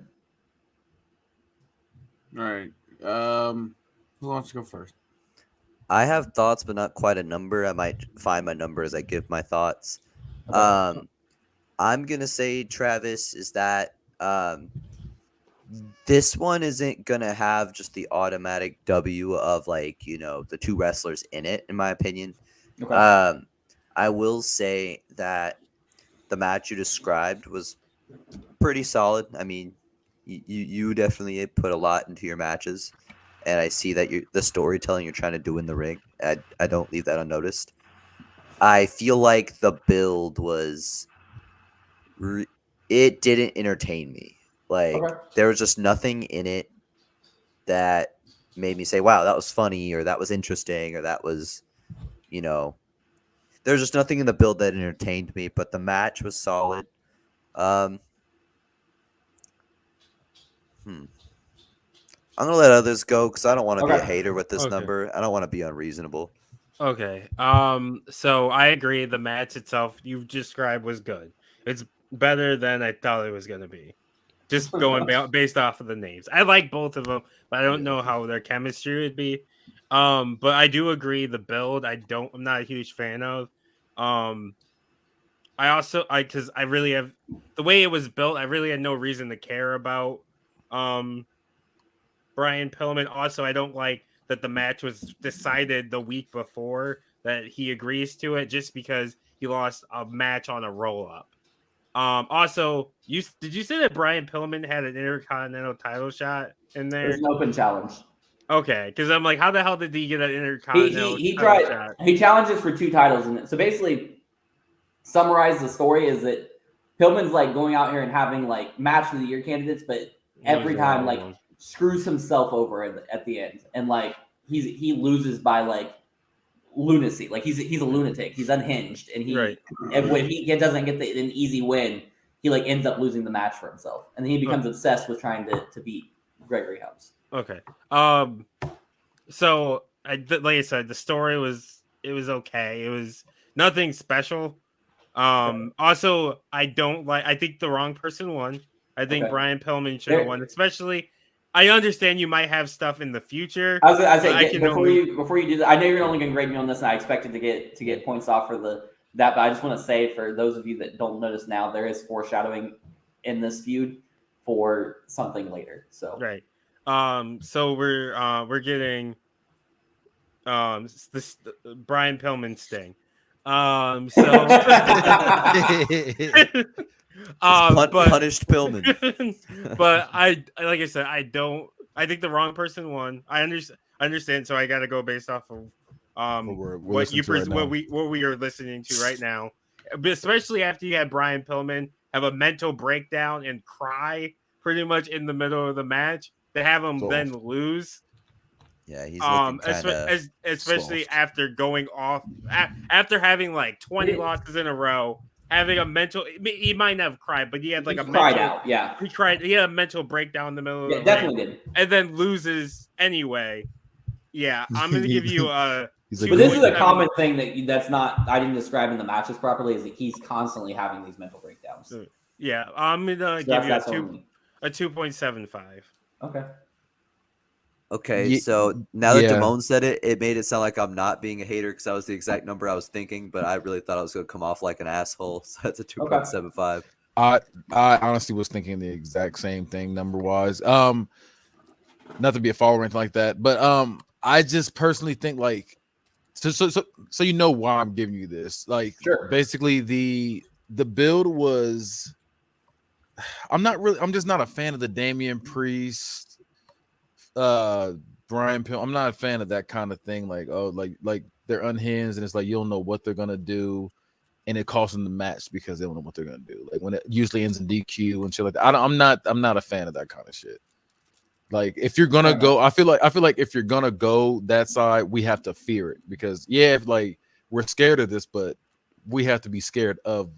You know what I'm saying? Like, give me something to be scared of. If you're gonna turn in this thing and lose, it's like okay, like, yeah. And also, if it weren't for traditional DQ rules, they would have no value whatsoever. Especially the Damian Priest more than this. But like, I was saying, he doesn't get DQ'd. He usually makes dumb mistakes. Yeah. No. In Priest's case, if it's BBW like DQ rules, he's lost his title match one. Like, that's the other thing is that. Go ahead and grade. Yeah, because I'm not trying to. No, you're good. I was gonna the kind of piggyback on what Kenny was saying. If you, there's no reason to be afraid of him. Like, yeah, you're unhinged, you're crazy, but you still lose. I still beat you, so I just gotta wait. So you would say that there's something missing from his. There's something missing, like him. Okay. Cool. Yeah, there's something missing. Yeah. Okay. Good. He lacks the edge he needs. That's what I'm trying to say. I'm getting like negative points for, which is fine. Like I kind of expected that because, like I told you guys off air, that this is like a setup show, like to set up my stories going forward. So I'm glad you guys are at least seeing that he does need something, right? Because something's coming. So Mike, I think he needs a 4.5. Let's go! I liked it. I don't know what the fuck they're talking about. Let's go, Mike. It's because it's Brian Pillman's sting. It's Mike got the correct pizza. I'm here for it, man. Let's go. Give me that unpredictable shit. Let's go. All right. So moving right along. Week 1 Rebellion. Sarah Del Rey comes out with a microphone in hand for the main event. Rebellion. Del Rey looks out to the crowd and that is just drowning her in booze, and she has the smuggest smirk on her face. Del Rey begins talking to the crowd. Last Sunday, I proved once and again that I am the greatest woman on the planet. I heard the pundits tell you all that Nikki Bella would win at Takeover Overkill. I saw the headlines that said Sarah Del Rey had no chance at taking the title off the great powerhouse Nikki Bella. I felt the passion behind the fan base of Nikki Bella. When I walked out to this ring, I looked her in her eyes, and I smelled fear in the air from Nikki Bella. And in the end, I tasted the sweetness of victory when I made Nikki Bella tap out. Nikki Bella told the world that once I lost, I would never get a second shot at her title. Well, Nikki, now that you lost, you'll never get a shot at my title. Every last one of you dubbed me every last one of you doubted me. You said I was a jackal and Nikki Bella was a lioness. I could not match your power. I could not match your ferocity. I could not last in the ring with Nikki Bella. But what do you say now? Sarah Del Rey shouts to the crowd as she holds the Women's World Championship in the air. What do you say now when I hold the world on my shoulders? What do you say? Sorry. How do you like me now? What do you say now when I not only lasted, but I took Nikki Bella to depths she's never seen and she drowned? What do you say when you look me in the eyes as the Women's World Champion? You say nothing. You get on your knees and you bow to the queen of professional wrestling and you thank her for being the greatest woman alive. I scratched and clawed my way to the throne, and now there's nobody back there that can even last with Sarah Del Rey. Sarah Del Rey drops the microphone and holds the title above her head with a demented smile as the crowd boos her and her music plays. So 1 week later on Rebellion, Sarah Del Rey is carried to the ring by scantily clad muscular men on like one of those little, like the things they hold on the shoulders. And she's on I hated the description. Scantily clad muscular men. Yes. Welcome to wrestling, Kenny. I don't know what to tell you. Yeah, right. I don't like the description though. Big meaty men carrying women. That's right. Scantily clad muscular men. The ring has a royal blue velvet rug over the canvas, a throne atop a pedestal, and Lay Cool waiting in the ring. Del Rey steps into the ring and grabs the microphone. Last week, I told you I am the queen of professional wrestling. Tonight, we make that official. Tonight, I am crowned as the greatest woman alive. I am joined by my closest confidants, Layla L. and Michelle McCool. The only two women that are smart enough to know that there is nobody in that locker room that can last with Sarah Del Rey. The only two women to know their place is one step behind greatness. The only two women to have my back before I put Nikki Bella down. The only two women I can call my friends. Ladies, I asked you here for one very important task. As a sign of your loyalty to me, as a sign that you will not conspire against me in my reign, as a vow that you will never challenge me for the Women's World Championship, please lift the crown and place it upon my head. Sarah Del Rey sits on the throne and has her arms extended like this as she waits for Lay Cool. Lay Cool looks at one another, seemingly unsure on whether they should do it or not. After some hesitation, the two grab the crown, still looking unsure, but they place the crown on the head of Sarah Del Rey. Thank you, my sisters. Thank you for your loyalty. And do not think this gesture has gone unnoticed. I am officially declaring you as the Royal Guard. You will bask in my glory and reap the rewards of being by my side. Now you get some side quests too. Now you made me lose my fucking spot. Now you will bask in my glory and reap the rewards of being by my side. Now for the rest of the locker room, know that treason to the queen will not be tolerated. Anyone found to be conspiring against the reign of the queen will be dealt with quickly and concisely. So make your decision sooner rather than later. Choose to live your life in the mediocrity and accept that you will never be as good as Sarah Del Rey, or choose to be eliminated and forever be an object of obscurity once the queen and her royal guard dispose of you. The three women stare into the camera as the screen fades to black. On Livewire the next week, Mean Gene is shown in the interview area. Ladies and gentlemen, I am Gene Okerlund, and I am joined by Primetime Championships Women's World Champion Sarah Del Rey and her cohorts Layla L. and Michelle McCool. Sarah, the PTC universe has been ablaze with wonderings on who might be your next challenger. What can you tell us? Sarah Del Rey chuckles before answering. Gene, do you really think that there's even anyone out there that can face me for this championship? Who in that locker room can last with Sarah Del Rey? Nobody. There's nobody that can last with me. And that includes you, old man. I see the way you look at me. You haven't taken your eyes off my curve since I walked up. Pathetic little man. Mean Gene retorts, well, I can honestly tell you I wasn't looking at your curves, but you mean to tell me that you don't believe anyone that can hang with you in those ropes? Del Rey laughs again. There's no way that anyone can walk down to that ring, step between those ropes, and match what I give, let alone top it. Gina, I am the greatest woman alive. I am the queen of professional wrestling. And then the queen and the Royal Guard walk off the set. On Rebellion that week, Sarah Del Rey and Lay Cool walk to the ring, and Del Rey starts talking. 3 weeks I have been champion. For 3 weeks, the media has run wild, speculating who will challenge me at Takeover One Shot at Glory. But yet you cowards stay in the locker room. I don't blame you. There's nobody back there that can handle the greatness of Sarah Del Rey. So keep your pathetic selves back there. Hide behind your bogus excuses. Live to fight another day. No one is complaining about not seeing you wrestle. Trust me. Maybe I'll take a plan out of Tyler Breeze's book and fight a fan. They're probably better than you all anyway. Ladies in the back, you have 1 week to stake your claim to the title. Otherwise, the champion is going to pass you by. The three leave the ring as the screen fades to black.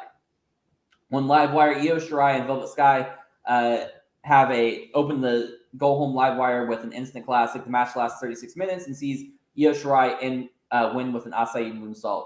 After the match, Gene Okerlund grabs Io Shirai for a backstage interview. Io Shirai, ladies and gentlemen. First off, let me say, what a great match. Congratulations on pulling out the win against a crafty vet like Velvet Sky. Do you have anything to say after such an emphatic victory and what is sure to be a match of the year candidate? Io Shirai is obviously winded but smiles exhaustively before answering. Sarah Del Rey, you talk too much. Shut up and fight. Io bows to Gene and walks off. On Rebellion's Sarah Del Rey and her cronies walk out to the ring, and Sarah Del Rey addresses the women's division. I gave you all 1 week to stake your claim and a chance for the women's world champions, but you cowards all stayed silent. None of you wanted a shot at the greatest woman alive. I am the conqueror of the women's division. I am the undisputed queen of professional wrestling. I am the PTC women's world champion, and there's not a wrestler alive that can do what I do. Just as she finishes her sentence, Io Shirai's music fills the arena, and she walks down to the ring. Sarah Del Rey and the Royal Guard can't believe it. Io Shirai grabs the microphone and walks right up to Sarah Del Rey. I told you on Tuesday you talk too much. Shut up and fight. You want a dance partner at Takeover, One Shot at Glory? I'm right here. You claim to be a conqueror, but put that title where your mouth is and try to conquer the genius of the sky. Del Rey looks disgusted at Shirai. How dare you come down here and interrupt me? Do you know who I am? I am the greatest woman alive. You come down here and actively speak against me? Your undisputed queen of professional wrestling? I told you, conspiracy to the throne will not be tolerated. As she says this, Leiku attacks Io Shirai. As they beat Shirai down, Del Rey speaks softly. You want a shot at me and my title? You got it. But you have to beat my two friends here first. The show cuts to commercial right after this as the Leiku still continues to beat the crap out of her. But during the commercial break, Primetime Travvy came out and makes the terms official, but adds a stipulation. Tonight on Rebellion, Io Shirai will face Michelle McCool one-on-one. Tomorrow night on Alpha, Io Shirai will face Layla L. If she wins either match, she will challenge Sarah Del Rey for the title at Takeover. One Shot at Glory. If she wins both, Leiku will be banned from ringside for the title match. Sarah Del Rey throws a fit about this decision, and Io Shirai and Michelle McCool have a somewhat short match that sees Michelle McCool pick Io apart and take advantage of the pre-match beatdown, but in the end, Io wins with a victory roll, and Sarah Del Rey looks furious. On Alpha, Io and Layla have a match that sees Michelle McCool and Sarah Del Rey try to cheat to help Layla win. In the end, Layla L eats an acai moonsault, and Io Shirai gets the pin. Sarah Del Rey spazzes out and screams at Leiku, and Io Shirai as Io stands on the middle rope and taunts Del Rey with a smile. So, time for the match. Io Shirai is out first wearing dark red attire with gold accents. She wears her mask to the ring, taking it off as she poses on the middle rope, hyping the crowd. Sarah Del Rey is out next. She's wearing orange and black attire with gold accents. Sarah Del Rey walks in the ring and walks right into the face of Io Shirai, holding the title up while she trash talks Io. Io looks at her with a smirk, nodding her head. Sarah Del Rey hands the title to the referee, and Lillian Garcia introduces both women. The referee presents the title to each competitor and then rings for the bell. Io starts out fast with multiple stiff palm strikes to Del Rey. Shirai follows up with a lifting knee strike to the midsection of Del Rey. Io keeps her momentum with a Spanish fly, followed immediately with a moonsault off the top rope. Io goes for the cover, but it's going to take more than that to keep the Queen of Professional Wrestling down, as Del Rey kicks out after only a 1 count. Io isn't surprised and goes to pull Del Rey back to her feet, but Del Rey hits a kick to the chest, sending Io stumbling back. Sarah Del Rey follows up with a rolling kick to the back of the head and called an abisagiri. It's just a rolling kick. Del Rey pulls Io back to her feet before throwing her up for a Samoan drop. Del Rey wastes no time nailing Io with a butt drop.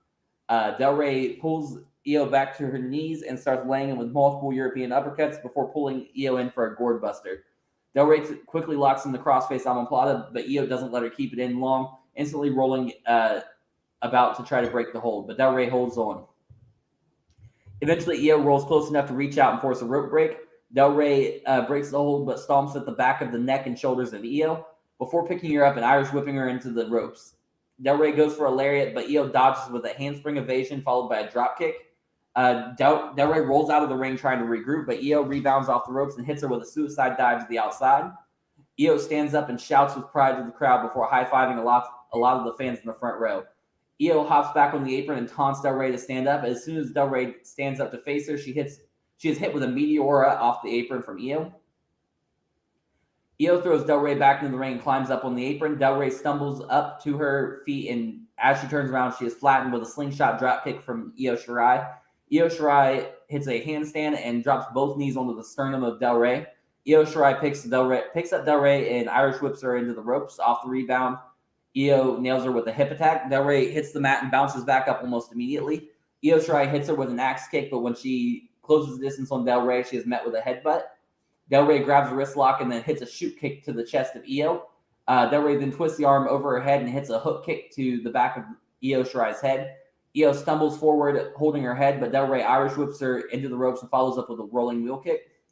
Del Rey Irish whips Io again this time, but this time Io jumps to the middle rope and hits Del Rey with a springboard drop kick. Del Rey tries to scramble to her feet, but Io grabs her by the waist and hoists her back for a German suplex, followed by a victory roll into a double foot stomp to the chest of Del Rey. Io rushes the ropes and comes back with a basement drop kick to Del Rey. Io then locks in an arm trap crossface. And you can see the look of panic on Del Rey's face as she tries to scoot towards the ropes and grabs hold with her free arm to force the rope break. Io tries to grab Del Rey, but Del Rey wraps herself back into the middle rope and top rope. You know, like how the heels go under the top rope, but over the middle rope, so they can't touch them. Sorry. I lost my place because I was trying to explain that to you guys. Io puts her hands up and backs away, then urges Del Rey to come back to the center of the ring. Del Rey reluctantly sleeks back into the ring and circles around Io. Finally, she steps into the center and Io goes for a lariat, but Del Rey ducks under and answers with a shoot kick to the chest. Io turns away in pain, and Del Rey grabs Io by the waist and hits her with a German suplex. Io rolls back to her feet and is instantly hit with a tiger suplex from Del Rey. Del Rey looks like a snake as she coils up on the canvas, watching Io Shirai. As Io stands up, Del Rey pulls her in and nails her with a spike on the canvas, watching Io Shirai. As Io stands up, Del Rey pulls her in and... Oh, I'm sorry. I said the same thing again. Del Rey pulls her in and nails her with a spike pile driver. Del Rey covers her with a menacingly evil smile for the pin. But just before the 3 count, Io gets her shoulder up. Sarah Del Rey's face is covered in shock. She cannot believe what just happened. Del Rey snaps and starts laying into Io Shirai with forearms, elbows, punches, and knees. Del Rey is unhinged, looking like a mad woman on a rampage. Finally, she stops and looks up almost in a trance, staring at the turnbuckle with a blank look. The blank look turns into an evil smile, and Del Rey starts towards the corner. Del Rey climbs to the top rope with the same evil look on her face. She screams out to the crowd to shut the hell up. The chants and cheers are clearly getting under her skin as she is distracted. As she is distracted, Io Shirai has returned to her feet. Shirai hits Del Rey with the Avalanche Frankensteiner, sending Del Rey crashing to the mat. Del Rey rolls up to her feet, stumbling around, clearly has been knocked loopy by the move. Del Rey stumbles but eventually collapses to her knees, falling onto the middle rope. Io Shirai sees this and hits the ropes and hits Del Rey with a tiger feint kick, sending Del Rey rolling into the ring.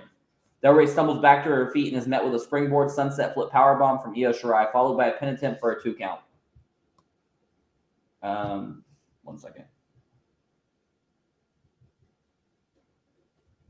My whole thing just reset. Io picks up Del Rey and Irish whips her. When Del Rey comes back, Io hits her with a flapjack. Io Shirai pulls Del Rey back to her feet and throws a punch, but Del Rey blocks and answers with an X-Plex. Del Rey wastes no time hoisting Shirai back up and tossing her for a release powerbomb. Del Rey goes back to the corner and ascends to the top rope. Io jumps to her feet and dashes the rope. Io springboards off the top ropes and hits a drop kick, sending Del Rey crashing to the outside. Io rolls out to the floor and throws Del Rey back into the ring. Io sits Del Rey in the corner and goes to the opposite corner and bolts towards Del Rey, crashing into the women's champion with a double knee strike. Io pulls Del Rey back to her feet and goes for a suplex, but Del Rey blocks it, countering with a bridging fall-away slam for a 1 count. Io instantly grabs double underhooks on Del Rey and lifts her in the air, hits a double underhook backbreaker, putting Del Rey down. Io follows up with an Asai moonsault, 1, 2, kick out just before 3. Io can't believe it. Io pulls Del Rey up to her feet, but Del Rey smashes her with a forearm. Del Rey follows up with a kick to the gut and almost instantly hits a Canadian destroyer. Io Shirai lies on the mat lifeless. Del Rey pulls her up and hits her with the Royal Butterfly, and Sarah Del Rey covers Io for the pin and the win. What's the Royal Butterfly? I knew you were going to ask me that because it completely blanked. 1 second. Okay, while you're looking that up, John, Kenny, Mike. Like I have a number, but let me think of my number. I'm sitting at a cool 3.5. I didn't hate it, but I wasn't awed by it. I don't know. I was just having a hard time getting really sucked into it. Okay. I'm sorry, I know it's not specific, but I'll be honest with this one. I kept kind of going in and out, trying to figure out. I just got lost. It just didn't grip me like the other ones did. That's fair. This is time for old little Fudge to revert back to his evil side and be a hating ass motherfucker. So, Travis, this is an L. I gotta be honest. Okay. I don't like what you did with the character of Sarah Del Rey. I feel like you took the worst parts of Charlotte's character and then put them on roids. I didn't like the Ren Fair ass promos. It felt like it was I don't know. I don't like the Lake Cool Goons much.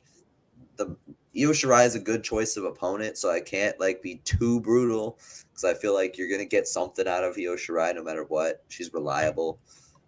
If you had put that Nikki Bella match on here, you would have been getting a 0.5. So you saved yourself that. Have you ever seen Sarah Del Rey wrestle though?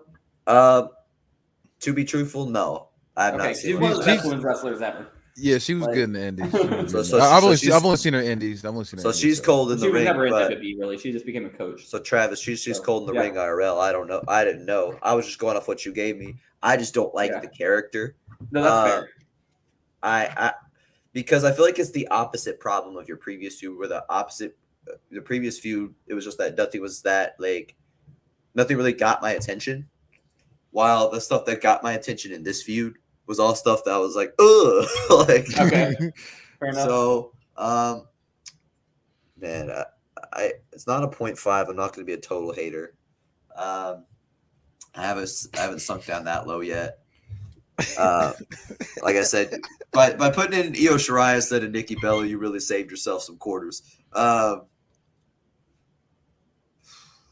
am I at here? I have a number if you want to take a minute. Oh, can I tell you what the move is now? Yeah, you can tell us that. So it's a double underhook, basically almost like the pedigree, but the head's on the side. And she picks you up, and you wrap your legs around her hips, and then she hits you with a like a DDT, more like a double underhook suplex. Okay, it's her own her move. So. And Damone, you could drop your number, just so I know just how ridiculous I'm being. Give me your analysis. Oh yeah, I'm gonna give you my feedback. Yeah. So I do agree with John about the character. I don't know a lot about her besides her being a coach. So I did look her up while you were talking. Obviously still paying attention, but her nickname was the Queen of Wrestling. So I get where you were going with that, but I think you leaned way too much into the Queen thing, having the men carrying her calling them. That was one segment though. Her royal. Well, just how she talked to. And just how she talked. Okay. She talked to. It felt like it was the female version of King Booker, and not in a good or funny way. Okay.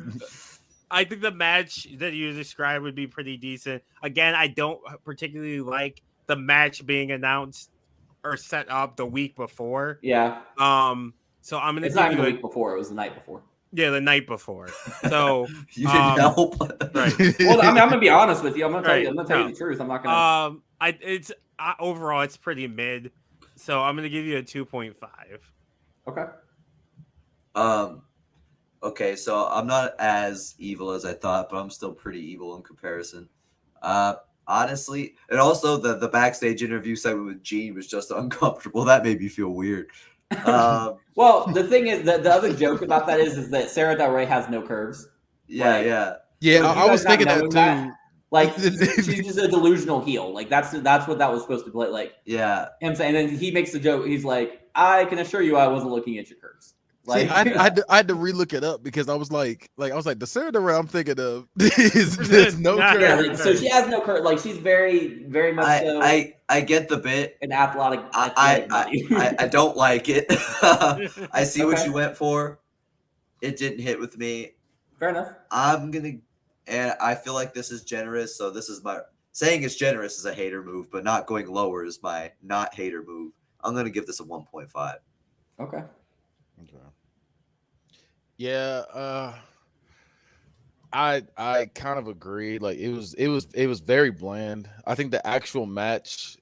Well, I got one more question. I didn't mean to ask this. So when Sure. she was standing on the top, was she standing on the top row when she said like what she said to the crowd at one point, or was she saying that on the ground? What are you still? talking about? What? She said she was saying something to the crowd like Like, shut the hell up. Yeah, that's what it was. I remember she saying something to the crowd. Was she saying this doesn't affect your points. I'm just wondering. I don't remember what in the match. Yeah, in It the was match. In the match. I'm pretty sure she's standing on the ground, if I'm remembering correctly. Oh, Okay. one other thing, not to cut you off. I didn't like that you did the she's unhinged thing. I didn't like that. So Okay. that definitely Yeah. affected I didn't really the take it as report. unhinged as much as I get what you're saying though. That's not what I was Yeah, going 'cause for, but I see where you got that. No, because you said it. You Did said- I yeah, say you said unhinged? it. Yeah, you you did say said unhinged. unhinged. Okay, fair enough. Yeah, because you did say unhinged, and I was taking points off as well for that too because we literally just got done seeing that. That's fair. I Like, took just it more how- of like an evil queen, like an evil person, like about to Yeah. go killer mode. Not as much as where with Brian Pillman it was like he was having a fucking panic attack in the middle of the ring. Yeah, I mean he threw a temper tantrum, but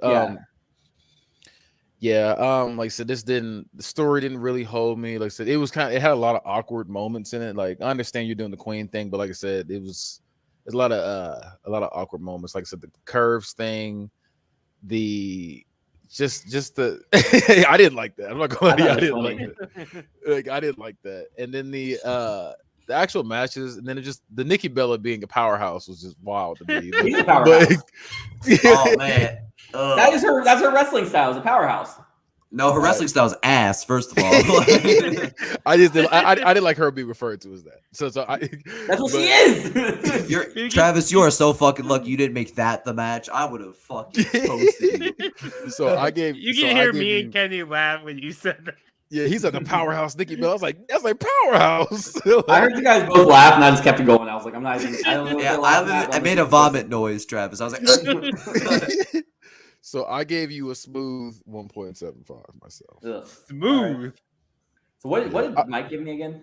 Mike didn't give you one yet. No. Actually, he did 3.5. He did 3.5. Okay, I thought it was a 3 point something. I just didn't know what it was. All right, this next one's got a lot of promos, guys. So buckle up. Let's go. I'm all about the promos. So I'm trying to learn from y'all. It's like, week 1 live wire. Tyler Breeze comes into the ring with Kendall Jenner carrying his Intercontinental Championship. Breeze looks out to the crowd, disgusted. Finally, he raises his microphone and begins to speak. Sunday night, I based myself to compete in front of moon calves of Houston, Texas.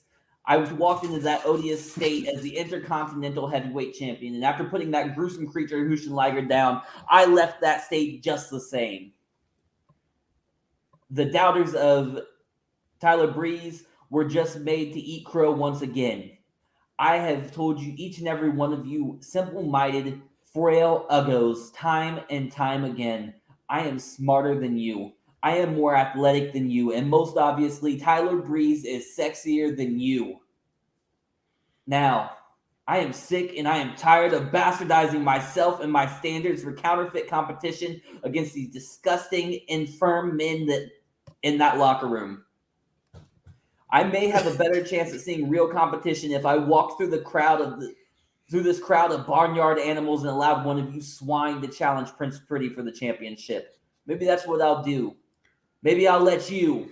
Breeze points to an overweight bearded man in the front row of the crowd. Maybe I'll let this paunch bovine challenge the sexual savior of the Intercontinental Heavyweight Championship. Or maybe I'll break down the barriers and I will allow you. Breeze now points to a rather large woman in the third row on the opposite side of the ring. Maybe I will allow this 400-pound floozy to face the Baron of Beautiful for his championship title. Floozy. Maybe 400-pound floozy at that.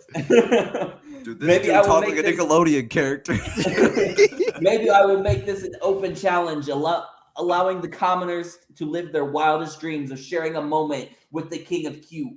Only it will be in the ring and not in the bedroom you all hope for. Mark your calendars, you ugly ghouls. This Friday on Rebellion, Prince Pretty will defend the Intercontinental Heavyweight Championship against whomever wants to walk their disfigured, disgusting little body down to the ring. Wait, what's the title called? The Intercontinental. It's the Intercontinental Championship, but he calls it the Intercontinental Heavyweight Championship. Ew. Exactly, because he's gross. Ew. He does this in real life? What? He does in real life, or you did that? I'm making this for him. He's basically his thing is he's smarter than you, he's more athletic than you, and he's better looking than you. So he uses big words. And he's pretty MJF. No, or is he close to the pretty? What's his face? Basically Tyler Breeze. He's Tyler Breeze, Damian Sandow, and Chris Jericho mixed together. When Chris Jericho's calling us sycophants. Okay, that's basically what he's doing. I get it. So as promised, Tyler Breeze holds an open challenge for the Intercontinental title. The open challenge is answered by a member of the crowd, Jimmy Funk.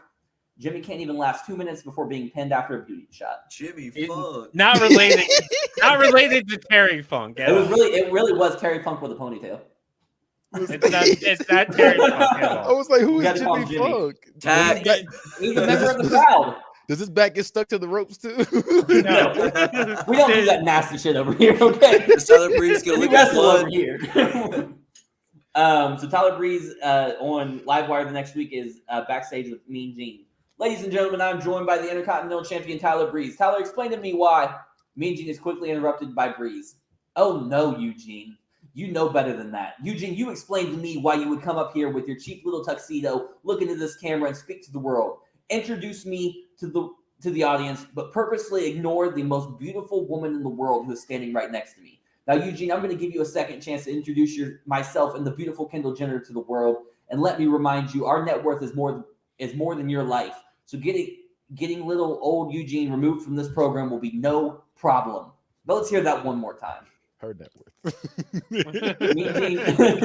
Mean Gene looks frustrated but obliges Breeze. Ladies and gentlemen, I am Gene Okerlund, and I am joined tonight by the current Intercontinental Champion Tyler Breeze and the ever so lovely Kendall Jenner. Breeze boasts with approval. Much better, Eugene. Now what's on your mind? Ask me anything.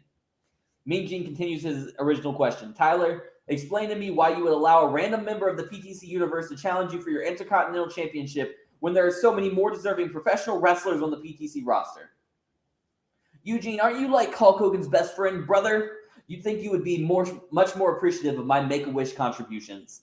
Maybe you missed everything I said last week on Livewire, but I don't blame you. I blame the early onset Alzheimer's. Let me remind you, the men and women of this godforsaken roster can't hold a candle to Prince Pretty. Therefore, I have opened the gates, and I'm allowing whomever wishes to challenge me to do so.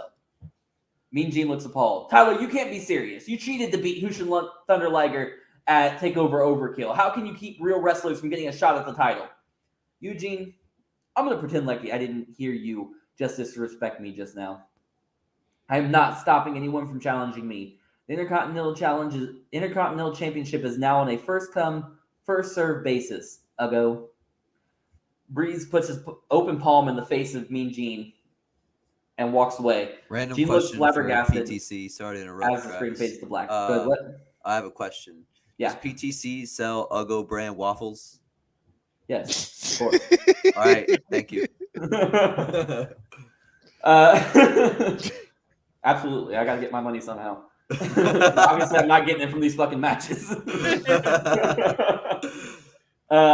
Breeze walks out on Rebellion and starts talking to the crowd. I know you all are probably wondering why The good-looking god is here, speaking to this tribe of hominids. But fret no more, my simple-minded beasts. I am here to once again extend my offer of an open challenge for the Intercontinental Heavyweight Championship. However, esteemed Eugene pointed out, it's not fair to allow you talentless hacks to have a shot at the title when there's an entire roster of talentless hacks on the PTC payroll, and those hacks feed their families with the ability to lose to the King of Q. So tonight, I will allow one member of the PTC roster to walk down that ramp, step between these ropes, and lose to the best wrestler in the world today, Tyler Breeze. Now, which one of you Neanderthals in the back are going to come out here and get pinned by Prince Pretty? Tommy Dreamer answers the open challenge. Match is very competitive, and Dreamer almost has Breeze beat, having hit Breeze with a Tommy Hawk. Dreamer goes for a pin, but Jenner stops the count at 2 by pulling the referee out of the ring. The referee and Jenner are arguing on the outside. Dreamer leans over the ropes and joins in the argument. Breeze takes the IC title and smashes over the back of the head of Dreamer, sending Dreamer over the top rope. The referee immediately calls for the bell, disqualifying Tyler Breeze, meaning that he loses the match but retains the title. Breeze jumps out of the ring, tossing the ref out of his way, and starts stomping on Tommy Dreamer. Breeze then takes the steel chair and calls for Dreamer to stand up. As he does, Breeze cracks him in the skull with the chair. Breeze throws the chair in the ring and then grabs Dreamer by the head and smacks it into the steel post before throwing Dreamer into the ring. Inside the ring, Jenner puts the folding chair around the neck of Dreamer as Breeze climbs up to the top rope. But before Breeze can jump down onto the makeshift guillotine, Dusty Rhodes' music hits and Dusty runs down to the ring to make the save. As Dusty rolls into the ring, Breeze and Jenner retreat. Dusty checks on his friend while yelling out that Breeze is a son of a bitch. On Alpha, Tyler Breeze has a competitive match with Brian Pillman that lasts about 23 minutes, but ends with the beauty shot.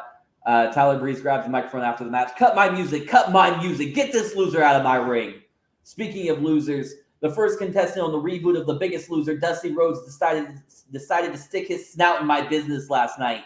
This is the first and final warning to any of you pathetic meat sacks in the back. When Prince Pretty is in this ring, you keep your fat self seated in the back unless I call for you.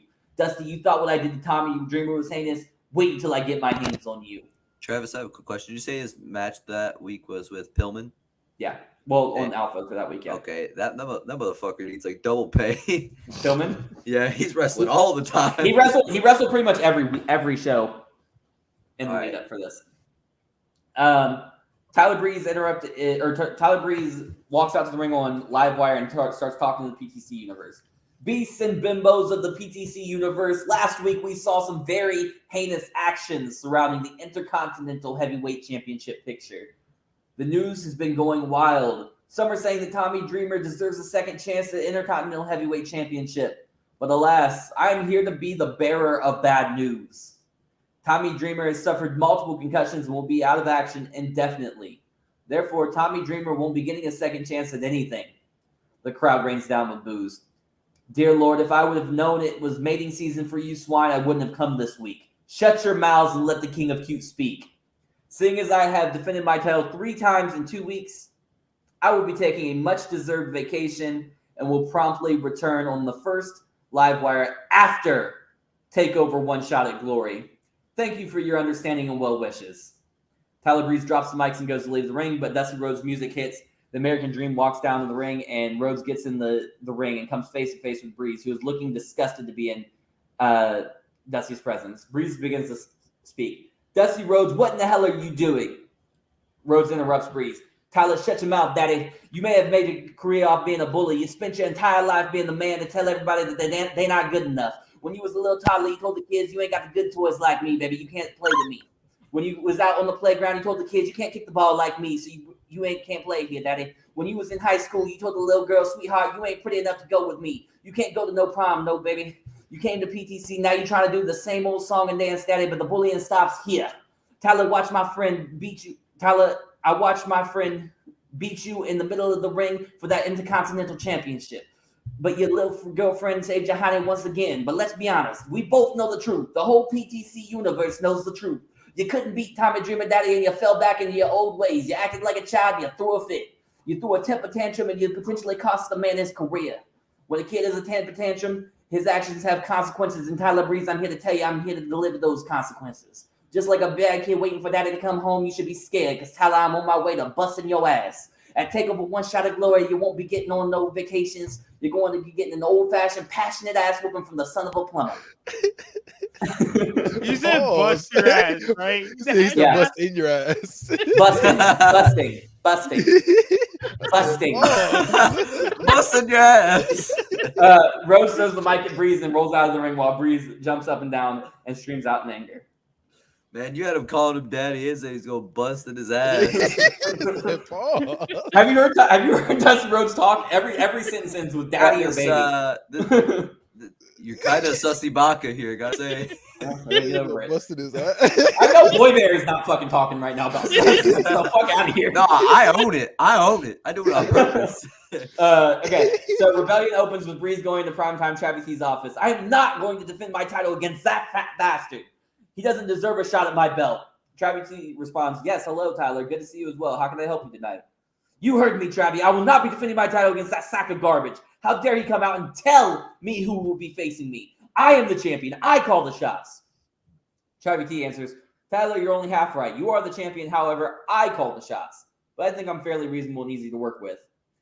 I will level with you here. Tonight, Dusty Rhodes will compete in a #1 contenders match. Tonight it'll be the American Dream Dusty Rhodes versus the Outlaw Charlie Haas. The winner of that match will face Tyler Breeze for the Intercontinental Championship at Takeover One Shot at Glory. Tyler is enraged. No, I have a vacation to get to. I cannot defend my title at Takeover. Travvy T looks at Tyler in his eyes and says, well, consider this your formal notice that your time off request has been denied. Show up to Takeover or vacate your title. Your choice, Mr. Breeze. Close my door on your way out. I have a show to run. Tyler Breeze looks infuriated. Dusty and Charlie Haas have a good 27-minute match for the main event. Breeze interferes. That match is gonna be yucky. Story. Psychology, motherfucker. But Dusty... I can smell that match. Shut up. For the main event, Breeze interferes to try to cost Dusty the match, but Dusty hits him with a bionic elbow, sending him flying out of the ring. Dusty eventually wins the match, setting up Breeze versus Rhodes at Takeover One Shot for Glory.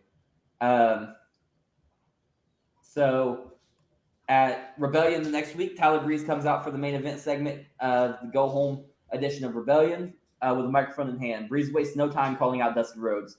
Rhodes' music hits and Dusty walks down to the ring. Tyler Breeze immediately starts laying into Rhodes. Dusty, you came out here last week and challenged me to a match.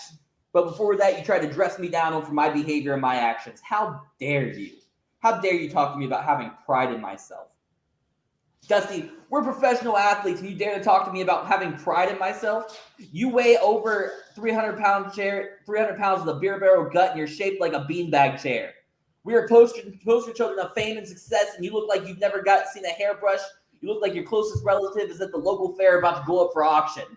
Dusty, we are role models. We're supposed to be what kids look up to. You came out here with your broken English and 7th grade education. How are kids supposed to aspire to be anything when their heroes can't even speak correctly?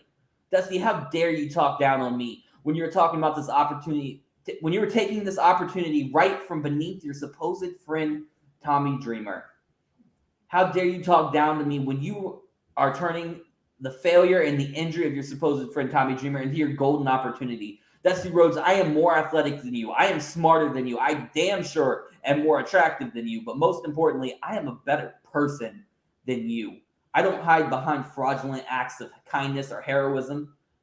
I walk up to everybody's face and I tell them I am better than them. I am a lion that doesn't hide his mane. You're a wolf in sheep's clothing, waiting to strike when the opportunity serves you. How dare you talk down to me? Dusty laughs and breathes and then begins to respond. Tyler, we couldn't be more different. You just said you tell the world you're better than them, and and you're damn right, I don't. I know every dog has his day, so I might not be better than anybody in this arena tonight or across the world watching at home. Now, Daddy, I gotta say, you kind of made my skin crawl when you said I'm taking something from Tommy. Believe you me, Tommy Dreamer knows why I'm here. Tommy Dreamer knows that as soon as he is cleared to compete, he will be the first man to get a shot at my Intercontinental Championship.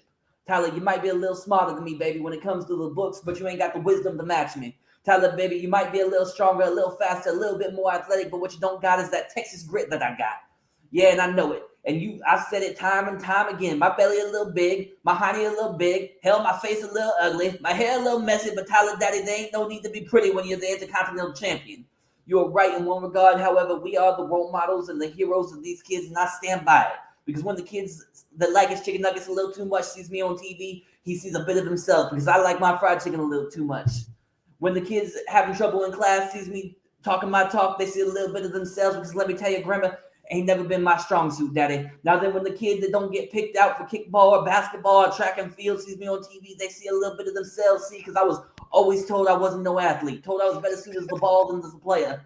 But look at me now, that is. I'm 3 days from being the Intercontinental Champion. Tyler, baby, you want to be the greatest? That road runs through me, honey. You talk about you're prettier than me, you're more jacked than me, you run a little faster, you lift a little more, you talk a little better, but the one thing you're missing is I fight a little better. And once we get in the ring on Sunday, we're going to see which one means more. The looks, the athleticism, the wits, maybe the ability to punch somebody in the mouth and get hit back and keep on pushing. Take over one shot at glory. I'm going to mess up that pretty little face of yours, and I'm going to take that title home with me. That was hilarious to me. Daddy. Yeah, I loved it. I had a lot more fun doing that impression than I imagined I was going to. So Dusty Rhodes is out first wearing yellow gear with black accents, black cowboy boots with yellow accents, and a black leather vest and black cowboy hat. Not the Rhodes polka dots. Not the polka dots. I'm not a fan of the polka dots, personally, but that's just me. That's I saw he's going with that too. I think he's gonna have the polka dots. Dusty Rhodes comes out giving high fives. Dusty stops and puts his hat on top of the head of a little girl in the front row before rolling into the ring. Tyler Breeze is out next. Kendall Jenner flanking him, holding the belt for him. Tyler Breeze is wearing black pants with compliments to himself written in light purple with light purple fur on his boots and wrists and a light purple fur shawl. Kendall Jenner is wearing a black cocktail dress with thigh-high leather heel boots. Tyler Breeze enters the ring and Kendall hands him the belt from ringside. Tyler Breeze poses with the belt on the middle rope directly in front of the hard camera. The referee takes the belt and presents it to both men in the crowd. The referee hands the belt down to the timekeeper and calls for the belt. Dusty and Breeze are face-to-face, talking back and forth before Tyler pushes Dusty with one hand. Dusty laughs and pushes Breeze with two hands, sending Breeze down to his butt. Dusty laughs as Breeze is infuriated, scurrying back into the corner with a look of disgust and shame on his face. Breeze pulls himself to his feet with help from the corner. Tyler walks back into Dusty's face. Both men are trash-talking again. Breeze looks furious and Dusty looks amused. Finally, Tyler Breeze mushes Dusty in the face, so he takes his hand and pushes him with palms into the face. Dusty holds his face for a moment and looks angry, and then he laughs and almost in disbelief. Dusty swings at Breeze, but Breeze ducks under and starts laying in with elbow shots to the face of Dusty Rhodes. Breeze runs off the ropes and hits a drop kick to the left knee of Dusty Rhodes, sending the big man down to one knee. Breeze hits his feet instantly with Rhodes. Breeze hits his feet, instantly hitting Rhodes with a neck breaker to take him fully to the canvas. Breeze runs back to the corner and waves and screams for Dusty to stand.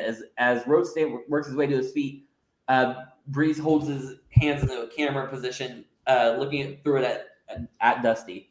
As soon as Dusty stands up, Breeze sprints towards him and hits him with a beating shot, putting the big man down. Breeze covers him for a pin, but Dusty powers up, shoving Tyler Breeze into the air and onto his feet. Breeze runs to the rope and hits Dusty with a jumping high knee. Breeze follows up almost immediately with a jumping enziguri. Dusty stumbles around, but stays standing. Breeze hops to the top rope and brings Dusty down with a diving crossbody, but Rhodes catches him. Rhodes walks with Breeze for a moment, but lays in some stiff elbow shots to the face. Breeze lays in some stiff elbow shots to the face to free himself before cracking Rhodes with a supermodel kick. Rhodes stumbles back and hits the ropes but stays standing. So Breeze hits a second supermodel kick. Dusty is wobbling but still standing. You can tell Breeze can't believe it as he takes a few steps back and hits a running shot to hit a third supermodel kick, but Dusty catches his foot midair. Dusty shakes his head no at Breeze, and as Breeze sells the shock and fear of his foot being caught. Dusty throws Breeze's foot, spinning him around. As Breeze turns around, Dusty locks in his own variation of the sleeper hold. The Weaver lock. Dusty Rhodes is ragdolling Breeze in this hold. Breeze looks like he is being strangled as he writhes in pain and tries stomping, pulling, and squirming to break free to no avail. Kendall Jenner is on the outside looking frustrated, trying to figure out what to do. Finally, she dives under the bottom rope, and tugs on the ankle of Dusty Rhodes. Dusty stops and looks at the crowd. He looks down and sees a terrified Jenner still holding on to his cowboy boot. Dusty tosses Breeze to the side and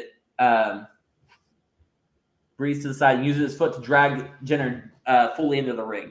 Dusty laughs as Jenner looks terrified as she crawls on all fours trying to escape. Dusty catches her by her hair just as she passes between the ropes. Dusty pulls her to her feet and is laughing to the crowd as they chant for him to hit her with the bionic elbow. Dusty teases the elbow to the crowd, but to hype the crowd as Jinder shrieks in terror. Dusty laughs as he pulls back to hit her with the elbow, but Breeze pulls him down with a double knee backbreaker. Breeze immediately starts stomping on the left knee of Rhodes with ferocity. Tyler Breeze grabs the left leg of Dusty Rhodes and locks it in for a knee bar. Dusty Rhodes is screaming out in pain as Breeze twists the left leg. Rhodes is finally able to grab the bottom rope to force a rope break. Breeze holds the heel hook to the count of 4. Breeze stands up and screams at Rhodes to do the same. Rhodes pulls himself up in the corner, and Breeze lights up his left leg with multiple shoot kicks. Rhodes shells up in the corner, like basically in the fetal position.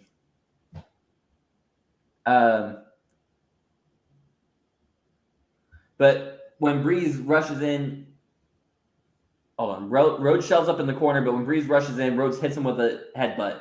Breeze stumbles out of the corner holding his skull. Rhodes limps out and grabs Breeze before hitting him with a pile driver. Dusty hobbles back to his feet and hits a fist drop onto Breeze. Dusty stands back up and limps across the mat for a running elbow drop. Tyler Breeze rolls on the mat in pain until Jinder pulls him out of the ring. Jinder tries nursing him, but Rhodes reaches over the top and pulls Breeze back up to the apron by his hair. Dusty Rhodes lifts Breeze up into the air for a vertical suplex, slamming him into the canvas. Dusty pulls himself back up and climbs to the top rope, still favoring his left leg. As Breeze starts to stand, Dusty dives down with a moonsault, but Breeze counters with a drop kick. Breeze counters with a drop kick to the jaw midair. Both men are down and barely stirring. Breeze pulls himself up first, and just as Rhodes gets to one knee, Breeze hits him with an implant DDT. Breeze stomps on the left leg of Rhodes and then locks in a single leg Boston Crab to Dusty's left leg. Dusty is screaming out in pain, and Breeze just cinches it in even deeper. Dusty crawls towards the rope, but Breeze keeps walking him back to the center. Finally, in a last-ditch effort, Dusty grabs the rope. Dusty pushes and leaps to the rope for a rope break. Breeze pulls Rhodes off the ropes and drags him back to the center of the ring. Breeze hits an implant DDT to the leg of Dusty Rhodes before reapplying the single leg Boston Crab. Dusty is screaming out in the center of the ring, and the referee asks him if he wants to quit, but Dusty screams out he'll never give up. This infuriates Breeze, and he breaks the hold and then grabs the left ankle of Dusty Rhodes, placing his foot behind the knee and lifts and stomps the knee repeatedly as Dusty screams out in agony. Breeze pushes Rhodes towards the corner with stomps. Breeze screams at Rhodes to stand up. As soon as Rhodes pulls himself up, Breeze continues with shoot kicks to the left leg. Breeze grabs a front face lock and runs up the turnbuckle before flattening Dusty with a tornado DDT. Tyler Breeze climbs to the top rope and jumps down with a last dance leg drop. Breeze goes for the pinfall, but Dusty Rhodes gets his shoulder up at the last second. Breeze can't believe it. Breeze locks in a figure 4 sharpshooter on Dusty Rhodes, and Breeze screams out, "Just give up, you fat bastard." Dusty shakes his head no furiously. Breeze breaks the hold, picks Rhodes up, and cracks him with a forearm smash. Dusty Rhodes is wobbly, but then drops to his back and hits Breeze with an uppercut in the same vein as his son Goldust. Rhodes hits a single-arm snapmare, sending Breeze to the mat. Breeze works his way back to his feet but is met with an inverted atomic drop from Rhodes. Rhodes grabs Breeze and hits him with a belly-to-back suplex. Dusty Rhodes grabs Breeze and hits another one of his son's moves, the curtain call. Dusty limps back up and grabs Breeze, keeping the family traditions as he hits Breeze with a crossroads. Dusty Rhodes is having trouble putting pressure on his left leg, but still pushes himself to get back up. Rhodes grabs Breeze and hits a third of his son's moves, the final cut. Rhodes stands up and teases the bionic elbow to the crowd as they cheer for the American Dream. Dusty grabs Breeze and pulls back for the elbow, but Jinder jumps up and grabs Dusty Rhodes by the hair and tugs at his skull. Rhodes breaks free and looks furiously at Jinder. Jinder doesn't run this time, however, laying into Rhodes with multiple stiff slaps. Dusty eats a few before chasing after Jinder. Again, Dusty catches her fairly quickly and teases the bionic elbow, but Breeze rushes in and tries to take out Dusty with a hashtag selfie, but Dusty dodges it, letting go of Jinder in the process. Dusty grabs a wrist lock and takes Breeze down to the canvas. Dusty then stomps on the hand and cell phone of Tyler Breeze. Breeze is writhing on the mat, clutching his hand. The ref is checking on Breeze as Jinder rolls back into the ring and smashes the Intercontinental Championship into the left knee of Dusty Rhodes. Dusty drops on one knee and Jinder rolls out of the ring.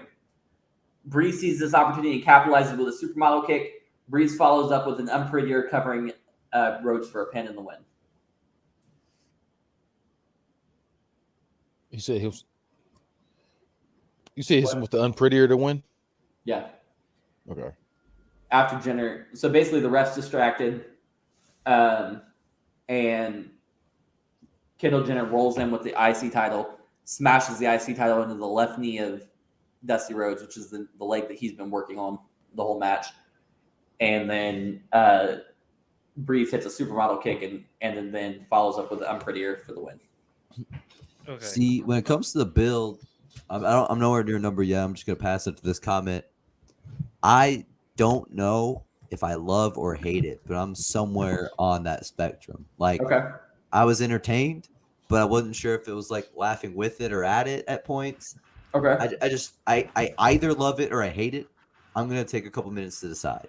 Okay. I like the Dusty impression. Thank you. I do, and I also like the Dusty the chicken nugget thing. That was Yeah. funny with the chicken. Thanks. That was I funny. tried I feel like that's something Dusty would say. I tried to get into my Dusty bag for this, so You did. I'm glad. The match itself, I don't know. I have a feeling like if you did a. You good heard the job match. describing- You I heard heard the match. You don't get to say I have a feeling. It was the match good or not. That's why I heard the I'm not doing match. this shit. I These are all moves they can do. They I have know, to have I anything know. crazy. I know the match itself. Yeah. The finish is really like feels very chaotic. I don't know why, but it just feels very like kind of clunky. And the Dusty part of the promos and everything I like. The Tyler Breeze, I wasn't a huge fan of. I'm torn on that actually. That's the part I'm torn on. Yeah, I wasn't a huge fan of the Tyler Breeze parts of it. Like, I kind of like the character that you're doing, but I kind of feel like I also need to see more of it. Okay. So I'm gonna give you a 3.25. 3.25. I'm gonna tell you where I'm at. Okay. I'm at a 5. Let's go. Let's go. That was either going to be a 0.5 or a 5. That's a 5. I loved it. I liked the impression. I liked the character. I like Tyler Breeze. I'm here for it. I like to see. I want to see where this goes. I'm giving it a 5. Thank you. Thank you kindly, as Kenny says. John, you ready yet? Or you? Can you ready go yet, or before you- me? Because like I love parts of this and hate other parts, and I'm all over the place. You go. Okay. So I'm kind of with John. Like there were some parts I really, really liked, and there were some parts I didn't like. What do you But think of the Dusty Rhodes promos specifically? I'm not gonna lie to you. At first, I didn't like it. I think the first one he did, I didn't like. The Second one, the second one I did like. It was like you took the what's the nigga's name? Hard time. Ricky the Dragon Steamboat. It was like you. It was like it was very reminiscent of that, which it was like that, but it was a lot better. I actually like.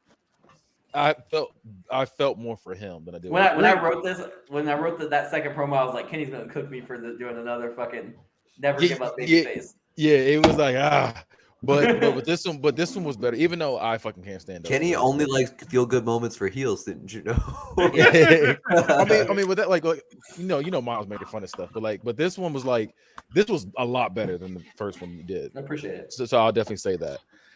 Tyler Breeze, I'm gonna have to be different from Damone. I actually like Tyler Breeze. I did like Tyler Breeze's gimmick.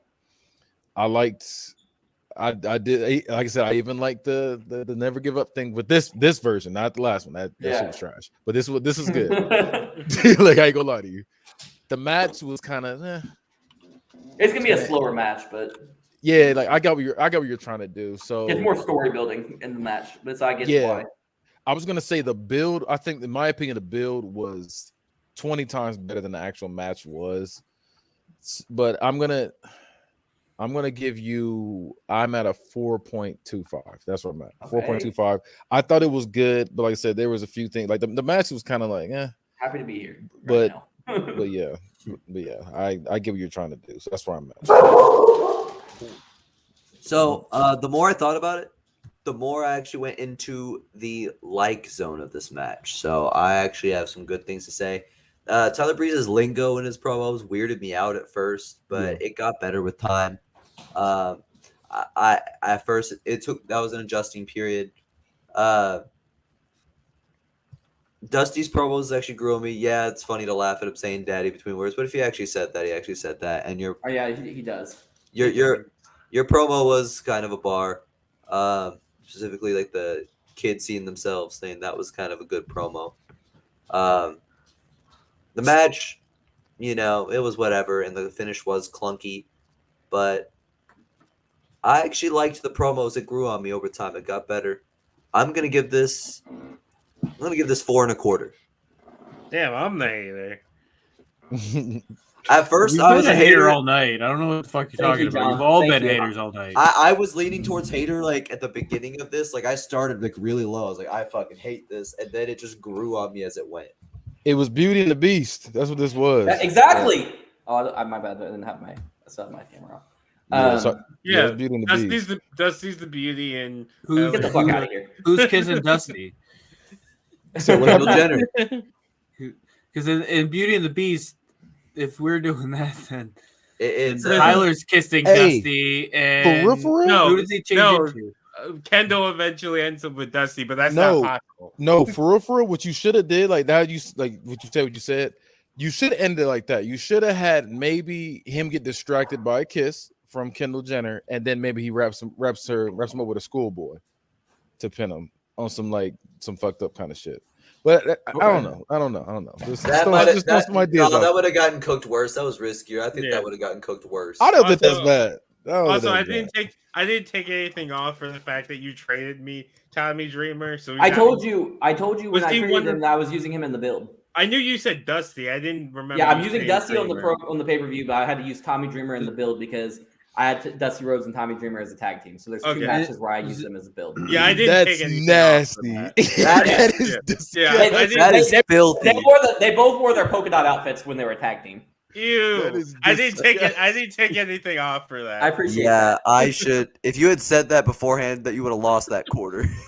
Nah, fuck that. There's no reason. But didn't you say he was gonna fight him though in the build? Like he said that they're friends, and basically said that because Tyler Breeze said that you're stealing something from your supposed friend, and Dusty's like, no. Once he's healed, we're gonna just settle who's the Intercontinental champ. Me and him are gonna have a friendly match.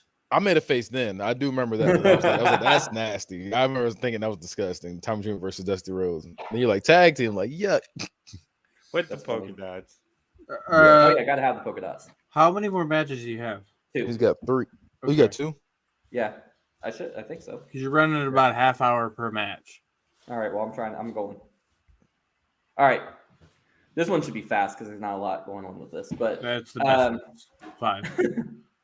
Give me 1 second. What did he say? Mike's going to that sleepy pizza territory. Bro, it's almost midnight. I got it. All right. Let me get this going. So, Livewire Week 1, Bill Alfonso seen backstage with Umaga and Haku flanking him. Bill Alfonso begins talking to the camera. In Polynesian mythos, the Maero are supernatural giants inhabiting the forests and mountains in the South Island. These beasts are malevolent. They are wild. They are violent, carrying clubs to beat their victims down. Covered in dark hair, long bony fingers, and sharp nails, they kill and eat humans and other animals.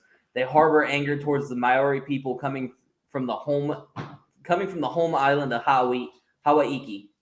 They left their island and displaced the Maero, and they've ruined the tapu, the sacredness of their homes, forcing them to dwell in the inhospitable alpine regions of Polynesia. But that's just a myth. A story, an art form. But isn't it ironic how well art can mirror reality? See, the Maero in real life are giants that are larger than life. They have been slandered as wild beasts prone to violence. They've been called feral monsters. The truth, however, is that the Maero hold resentment not towards the natives of Hawaii, but instead to those that trash their names as savages. They are not violent savages. They are not feral monsters. They are not evil, malevolent beasts. However, no matter what they did, they could never peel that aura away. So if the world wants wild savages, if the world wants malevolent monsters, if the world wants violent beasts, then Maero is happy to oblige. And the camera fades to black. So Umaga and Haku defend their titles, tag team titles in a rematch from the last pay-per-view against Dusty Rhodes and Tommy Dreamer on Rebellion. This match is decently competitive, lasts 13 minutes, but ultimately ends up seeing Myro take out the opposition in convincing fashion. Haku has a squash match on Alpha against Brian Pillman. Rocky Johnson and Ron Simmons. Rocky Johnson has a match against Brian Pillman with Ron Simmons in his corner. Again, Umaga and Haku squashed some local talents named Jimmy and Joey Smith. Umaga squashes Scott Justice on Rebellion. As Myro heads up the ramp, Soul Train's music hits and they pass the champions as they go on to compete in the number one contenders match.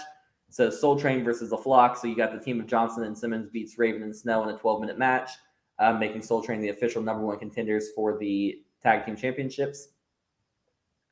Haku and Rocky Johnson have a war of a match lasting 27 minutes on Alpha, but ultimately Haku wins, extending Myro's undefeated streak. On Livewire, Umaga faces Ron Simmons. Umaga and Ron Simmons have an 18-minute match that sees Simmons almost win, but after interference from Haku, Umaga wins. After the match, Bill Alfonso and Haku get in the ring, and Bill Alfonso starts talking to Ron Simmons and Rocky Johnson. You keep trying to live out your glory days. You tried to be the men you once were, but it will be to no avail, because even the men you were in your primes are nothing compared to the monsters of that Myro are right now. Muster up all the courage that you require, and you march to your funeral on Sunday. You want to have one last shot at glory, but you chose the wrong path. Your path leads to nothing but your downfall. The Myro will do absolutely everything in their power to take their titles home with them, even if that means they have to rip you limb for limb in the process. Ron Simmons is huddled over invisible pain, and Rocky Johnson is helping him stand up while screaming about, "We'll see about that. Nothing can derail the Soul Train." Renee Young is seen backstage on Rebellion with Ron Simmons and Rocky Johnson standing beside her. Ladies and gentlemen, I'm joined by Soul Train. You guys are set to go head-to-head with PTC World Tag Team Champions Myro this coming Sunday. So far, everyone in their path has come up short. What makes Soul Train any different? Ron Simmons answers the question. Umaga and Haku are used to being bullies in the ring.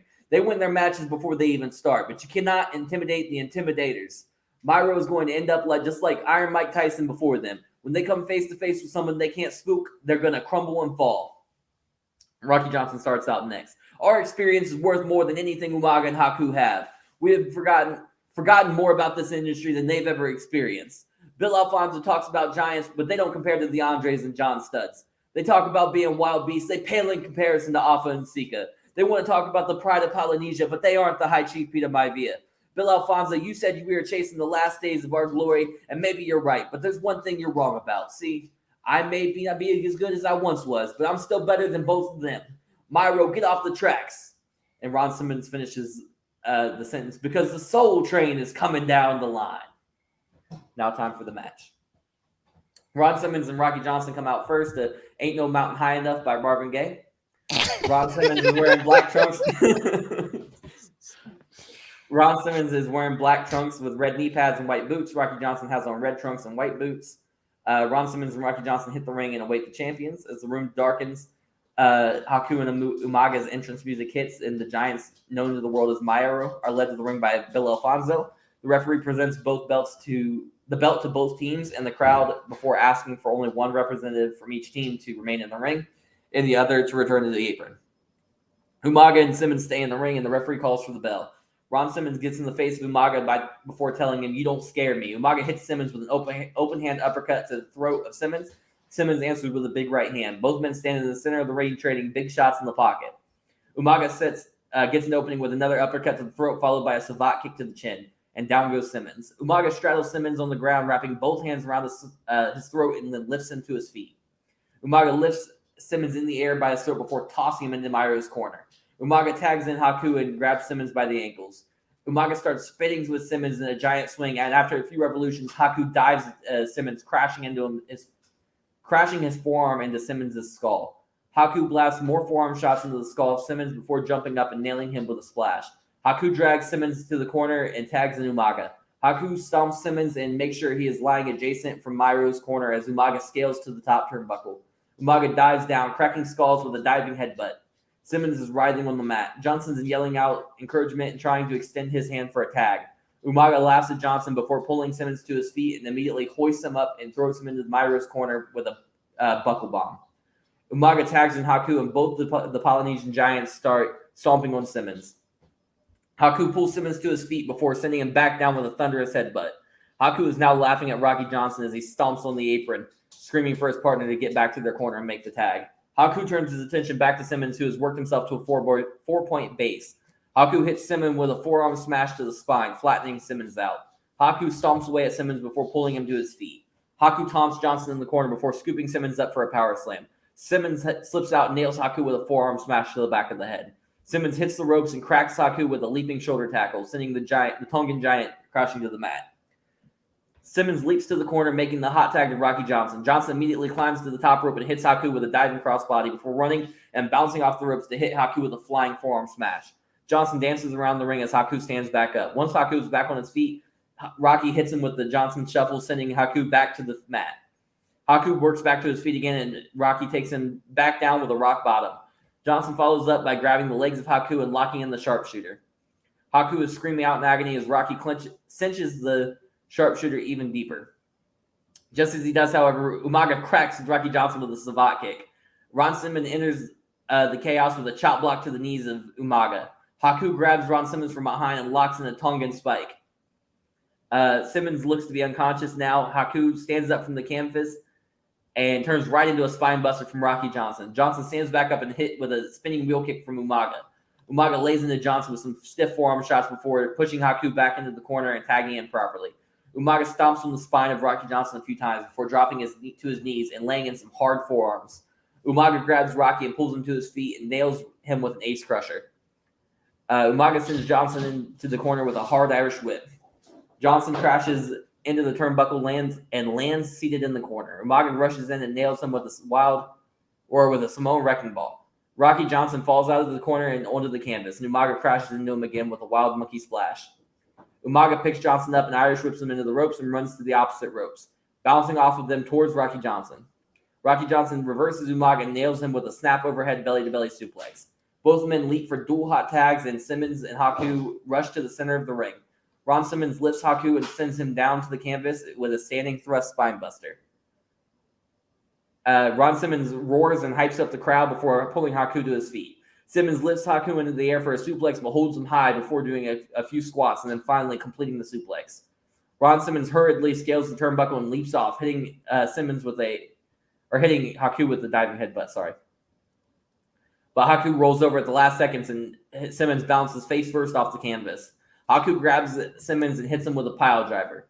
Haku tags in his partner Umaga and places Ron Simmons in the trio woe position in the corner. Umaga hits Simmons with a running jumping headbutt in the corner. Umaga lifts Simmons to his feet before hoisting him in the air with a military press and then slamming him to the mat with a Samoan drop. Umaga stares menacingly out to the crowd as he is seated on the canvas. Bill Alfonso is blowing his whistle and cheering on Umaga. Umaga stands up and starts beating the back of Simmons with overhand forearm shots. Eventually, Umaga grabs Simmons by the back of the head and brings him up to his feet. Simmons reverses, grabbing a wrist lock and following up with a short arm lariat. Umaga hits the canvas and bounces up back to his feet. Simmons is immediately grabbing him, hoisting him up for a belly-to-back suplex. Simmons tags Rocky Johnson and Johnson hits the ring like a bolt of lightning. Johnson cracks Umaga with a standing drop kick. Rocky Johnson then rushes and hits the ropes before nailing Umaga with a running swinging neck breaker. Johnson kips up to hit the rope, Johnson kips up and rushes to the opposite set of the ropes and comes back with a thrusting lariat to Umaga. Johnson isn't done yet, however, hitting the ropes one last time and smashing into Umaga with a running, flowing snap DDT. Rocky Johnson picks Umaga and Irish whips him into the ropes. Johnson catches Umaga on the rebound and hits him with a scoop power slam. Johnson stands up and starts shuffling around the ring, hyping the crowd again, before getting smashed by a lariat from... Johnson starts shuffling, hyping the crowd again. But as Johnson turns around, he is flatlined by a savate kick from Haku. Haku roars to the crowd before getting smashed by a lariat from Ron Simmons.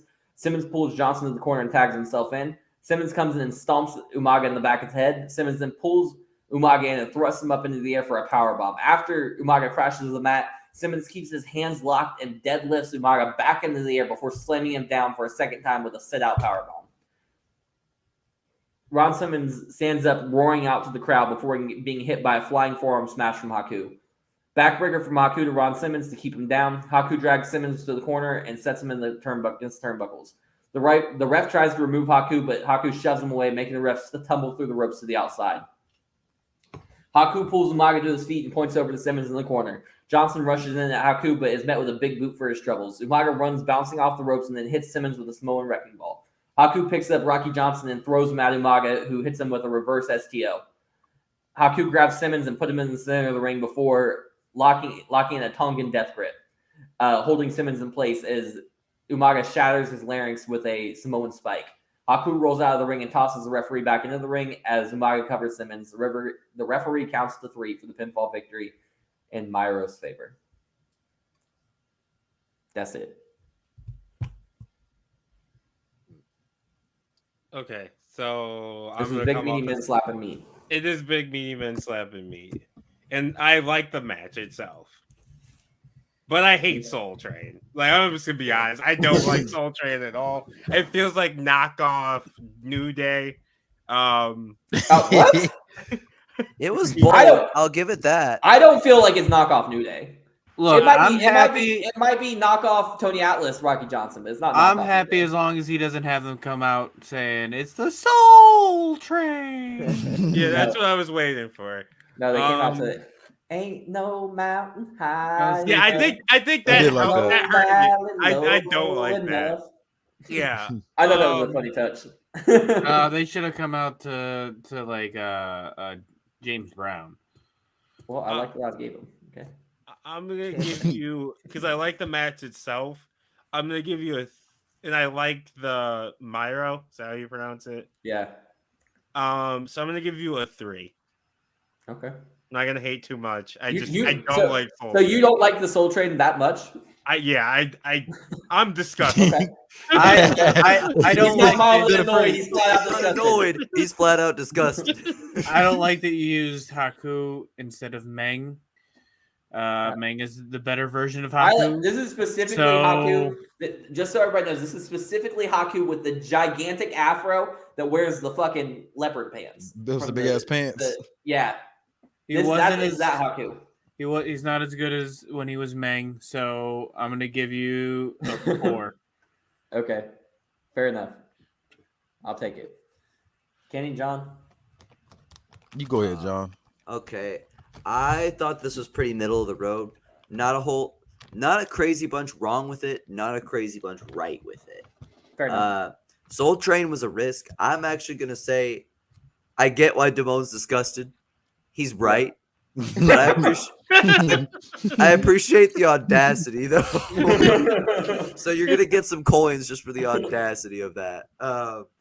I feel like the Haku Umaga thing, this is probably going to come off kind of assholeish, but it's just a way worse version of what I did with him and Samoa Joe.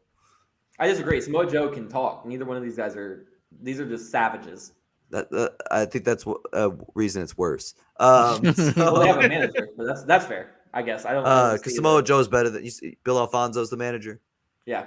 Bill Alfonso's a fun manager, but Samoa Joe's a way better player. I person. just imagine him just yelling about these two monsters, and then the monsters out there literally ripping your spine out. Like, so, you know what? I think I'm being a little bit unkind here. I'm gonna give this a 3.75. It's pretty good. Like I say, 50 cents of that is just from the audacity of Soul Train. Hey, I'll be honest with you guys. The matches I came in here the least confident about are getting the best reviews, and the ones I was the most confident about are getting the worst reviews. So welcome to my life. I'm very confused. I literally thought that the Lawler segment of him getting his ass whooped was a guaranteed 5 across the board, and it got 1. By the New Day thing, I don't mean like later New Day. I mean like early New Day. Like when they started. First started. I don't personally see the correlation. I'm not mad that you said it, but I don't see it. Them to me are just like an old school powerhouse tag team. Like that's what they are. Like they're not really. Yeah, I feel like old school tag teams, man. I feel like Ricky the Dragon would be like hanging out with them, talking about donating lunch boxes to kids. What did you say, Kenny? I said shout out to them old school tag teams. So I said. Right, exactly. Who else has It's to on read? you. It's Kenny, and I got one more match. I'm gonna try to go as fast as I can, but Okay. it's my main event. So I'm gonna give it. I gave it a 3.5. Honestly, okay, I thought. I'll take that. Yeah, it was the audacity. Like, I just want to say you took a risk, but it wasn't like it wasn't a risk where it was like, oh my god, this is terrible. It But really it wasn't like terrible. it wasn't great either though. But it was like I kind of fuck with it. It was like I kind of see. I want to see where this goes. That kind of thing. Okay. The match. Like I'm not really a big fan of. I'm not really a big fan of heavyweights against heavyweights. Yeah, I don't let the big meaty men slap meat shit. That's not my kind of thing. I agree. All right, so everybody rated, right? We're good. Yeah. Yeah. All right, this is the main event. So week 1 live wire. The lights are low and Gangrel's music begins to play as the Ring of Fire lights on the I stage. forgot about this. Shit, here we go again. Let me tune in. Gangrel, James Mitchell, shut up. Gangrel, James Mitchell, and Luda Vachon rise through the Ring of Fire with a casket behind them. The trio slowly saunter down the ramp toward the ring. The ring has a podium in it as well as a black carpet over the canvas. The trio enter the ring and the crowd pours booze onto them. James Mitchell walks up to the podium, taking a moment before reciting his well-known phrase. Ladies and gentlemen, we are gathered here today by the grace of our Lord Superior Gangrel. Unfortunately, the Undertaker is not so lucky. So now I say, ladies and gentlemen, we are gathered here today to celebrate the destruction of the demon known as the Dead Man. We are here to praise our Lord Superior for ridding the world of the monster that has haunted our lives for the past 30 years. Gangrel has thrown the creature of the abyss to the wayside and has eliminated the man once known as the Phenom. Ladies and gentlemen, I, James Mitchell, am here to tell you that there is only one Phenom in this world, and he is our Lord Superior Gangrel. Ladies and gentlemen, join me today in praise and celebration of our Lord Superior. Father, we are excited to be blessed with your presence. We are grateful to be provided the honor of experiencing you. We are thankful for your sacrifice. We are appreciative of your battle to rid the world of the demons of the abyss. Ladies and gentlemen, please rise for your Lord Superior Gangrel. Gangrel walks to the podium smiling and laughing. Creatures of the night, rejoice. I have spent the past few months in a holy war with the dead man, the Undertaker. Sunday night, I put the final nail in his coffin, literally. I put the Undertaker 6 feet deep and I buried him alive. I walked through the shadow of the valley of death, but I feared no evil. You shall do the same, for thou art with you. Thy rod and thy staff shall they comfort you.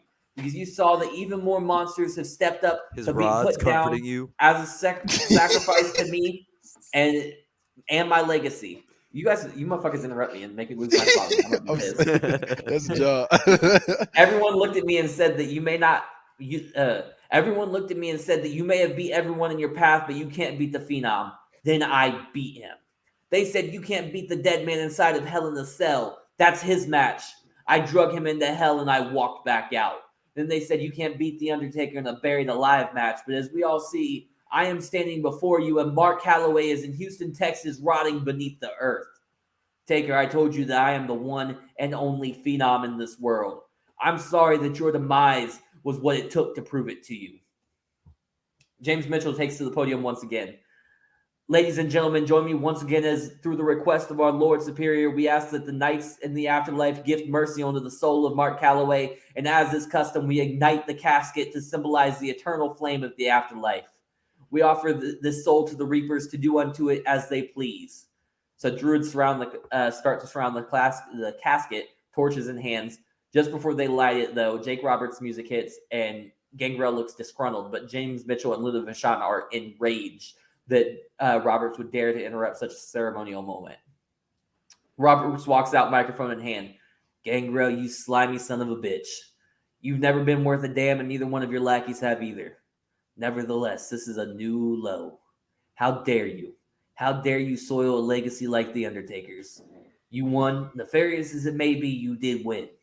Hold your head high, but don't you dare tarnish the legacy of The Undertaker. I've never been one to accept disrespect towards me or those that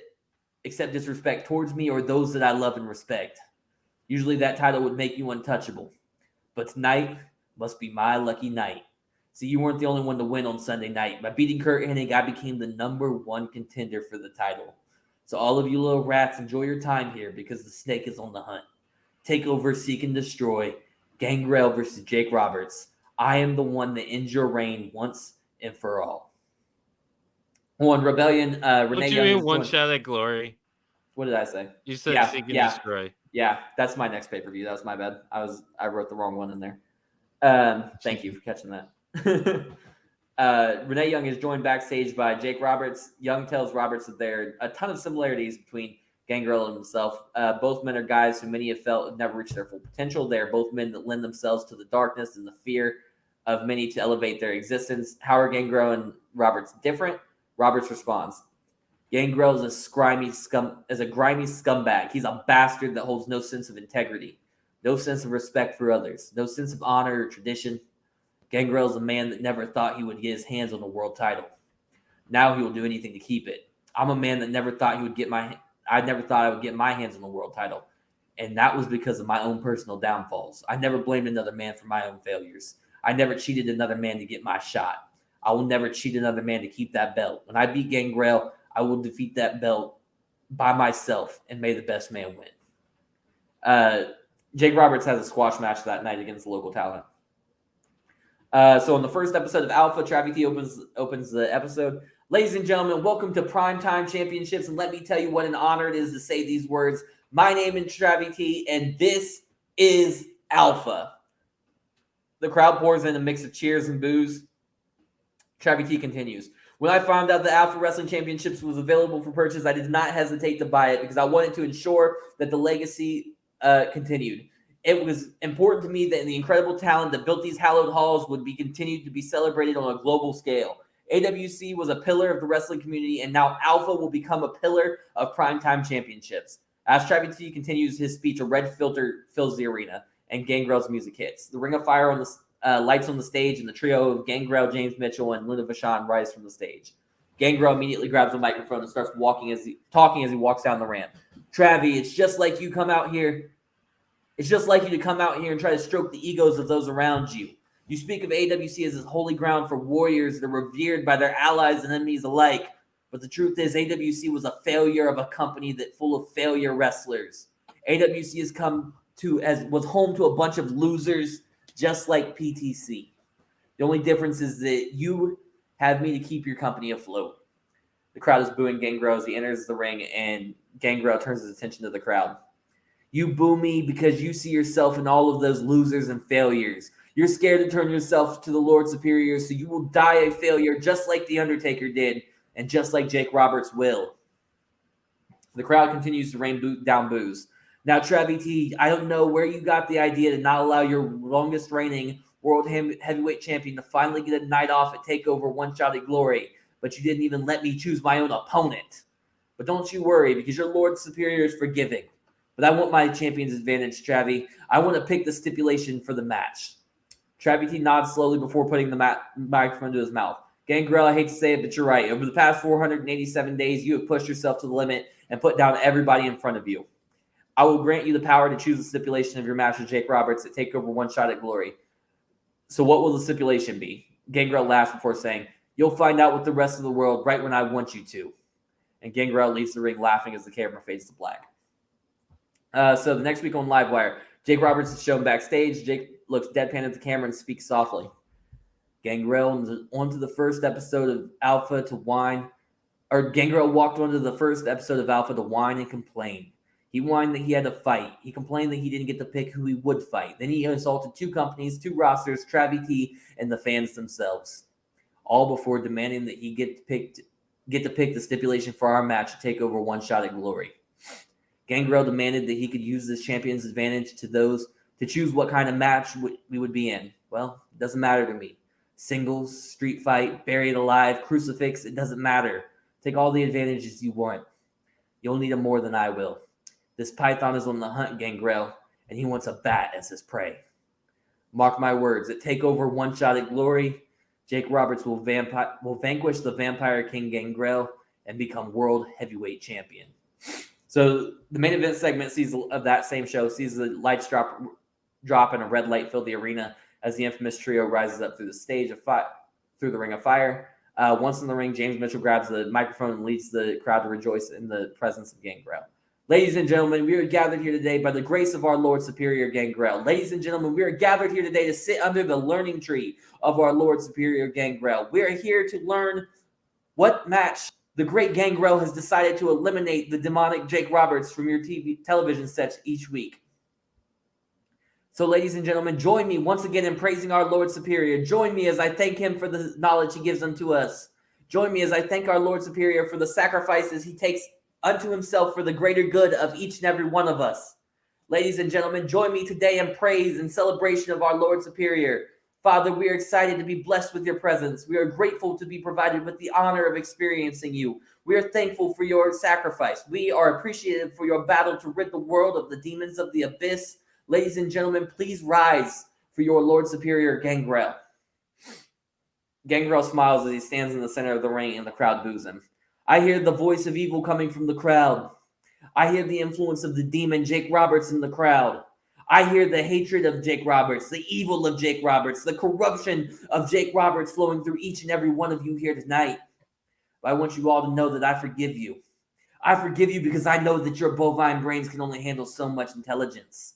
It is not easy to comprehend the sacrifices I make for you, barmy. You barmy, brain-dead, cretinous creatures are so easily influenced by the wicked and odious nature of someone like Jake Roberts. So as your Lord Superior, I forgive you, mindless swine. Now listen to the words I say. Jake Roberts, I am speaking directly to you from here on out. You think you're the apex predator of PTC. You think that you're the one hunting me. But to be the world heavyweight champion is to be at the top of the food chain. Everyone wants my spot, so I never stop hunting. So I never stop hunting the hunters that seek to take my head as a trophy. I do everything with my survival in mind. My survival is more important than anything else on this planet. Let's focus on the reality of the situation. With me at the top of the ladder, ratings for PTC are at all-time highs. The profits of the company's stock breaks records daily. I am a shuttle to take this company, as the kids say, to the moon. More people profit off my existence as the greatest world heavyweight champion than people have ever relied on you, Jake. Do you believe you can handle the weight of this burden? Do you believe that you are now rehabilitated to the point that the pressure of the responsibility of multiple families' livelihood resting solely on your shoulders? Jake, let's be honest. Primetime championships cannot survive the deathly blow of seeing their world champion on a bender somewhere in South Dakota. Primetime championships can't handle the shot to the heart of the face of the company showing up on TMZ passed out from an overdose. Let's focus on the reality of the situation, Jake. You can't handle the adversity, the stress of being the best in the world. That's why you never made it to the top. And it's why I will never allow you to take this heavyweight championship from me. I will use every single advantage afforded to me. I will use every weapon that I can form against you. I will show you what it means to be the best in the world. I will show you the difference between a diamond and common coal. The pressure makes me my best. The pressure makes you crumble against yourself. At Takeover One Shot at Glory, I will use everything available to me to take you down. At Takeover One Shot at Glory, the Lord Superior Gangrel will defend his World Heavyweight Championship against Jake the Snake Roberts in a no disqualification match. Jake, I will stop at nothing to remain champion. If I need to, I will end your career and your life, just like I did the Undertaker's. So the next week on Livewire, Jake Roberts walks out to the ring and begins to speak to the crowd. One quick question. Yeah, what's up? You said the match type he chose was just a no DQ? Yes. Okay. Jake Roberts walks to the ring and begins to speak to the crowd. Last week I said I wasn't worried about what kind of match Gangrel put us in, but then Gangrel walked out here and had his service for all of you. After lambasting you and I alike, blaming me for the boos he receives and exploiting my past, Gangrel finally made a declaration. At Takeover One Shot at Glory, Gangrel and I will go head-to-head in a no disqualification match. No, I know what this means. You want no disqualification, then you can have James Mitchell and Luda Fajan there to screw me whenever they get the chance.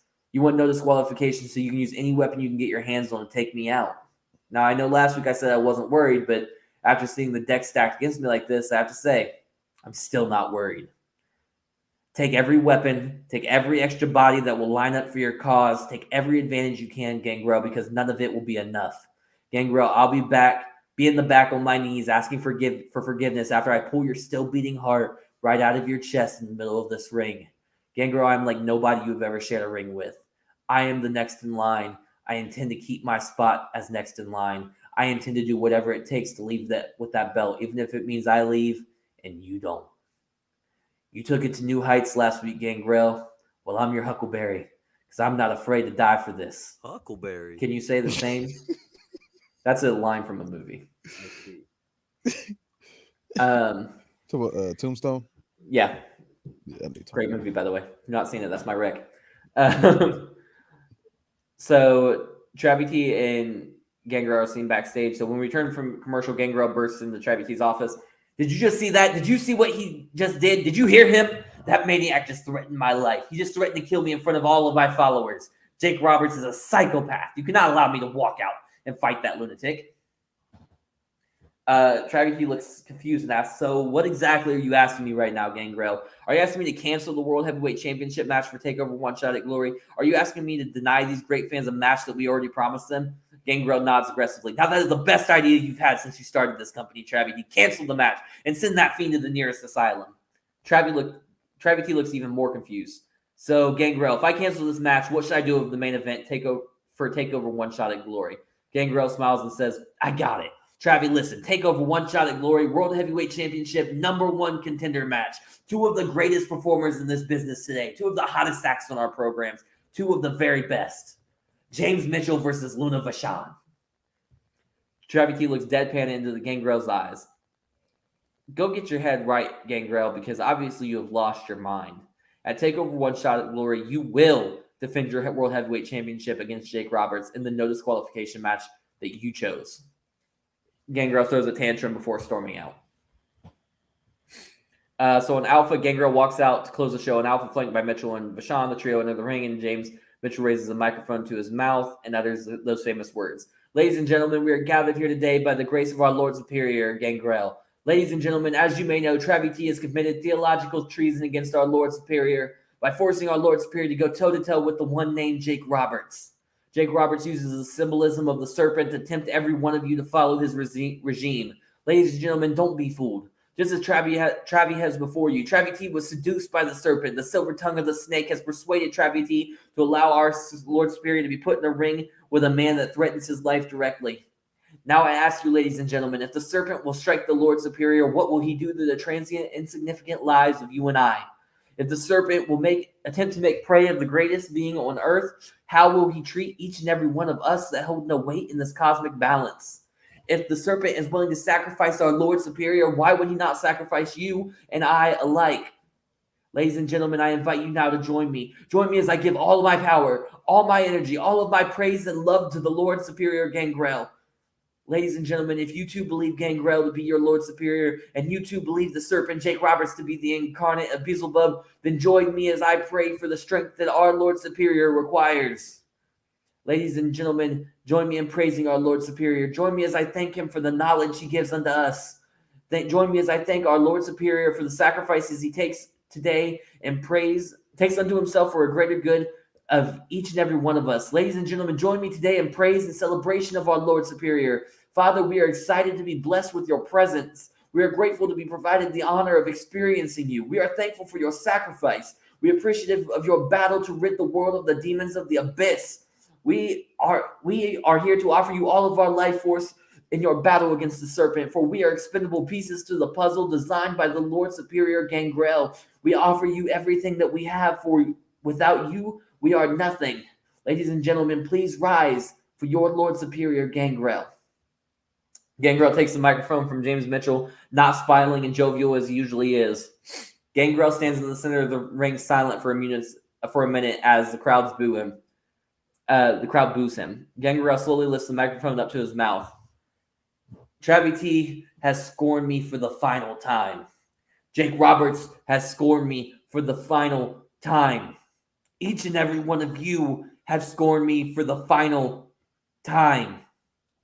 I tried to reason with Travvy T. I tried to convince him that Jake Roberts was not mentally fit to compete for the world title. I tried to forgive all of you for being so stupid as to follow the path of Jake Roberts. I tried to be mindful of the damage that years of drug and alcohol abuse had on the brain of Jake Roberts. I tried to remember what it meant to be benevolent. I tried to spare him. But you left me no choice.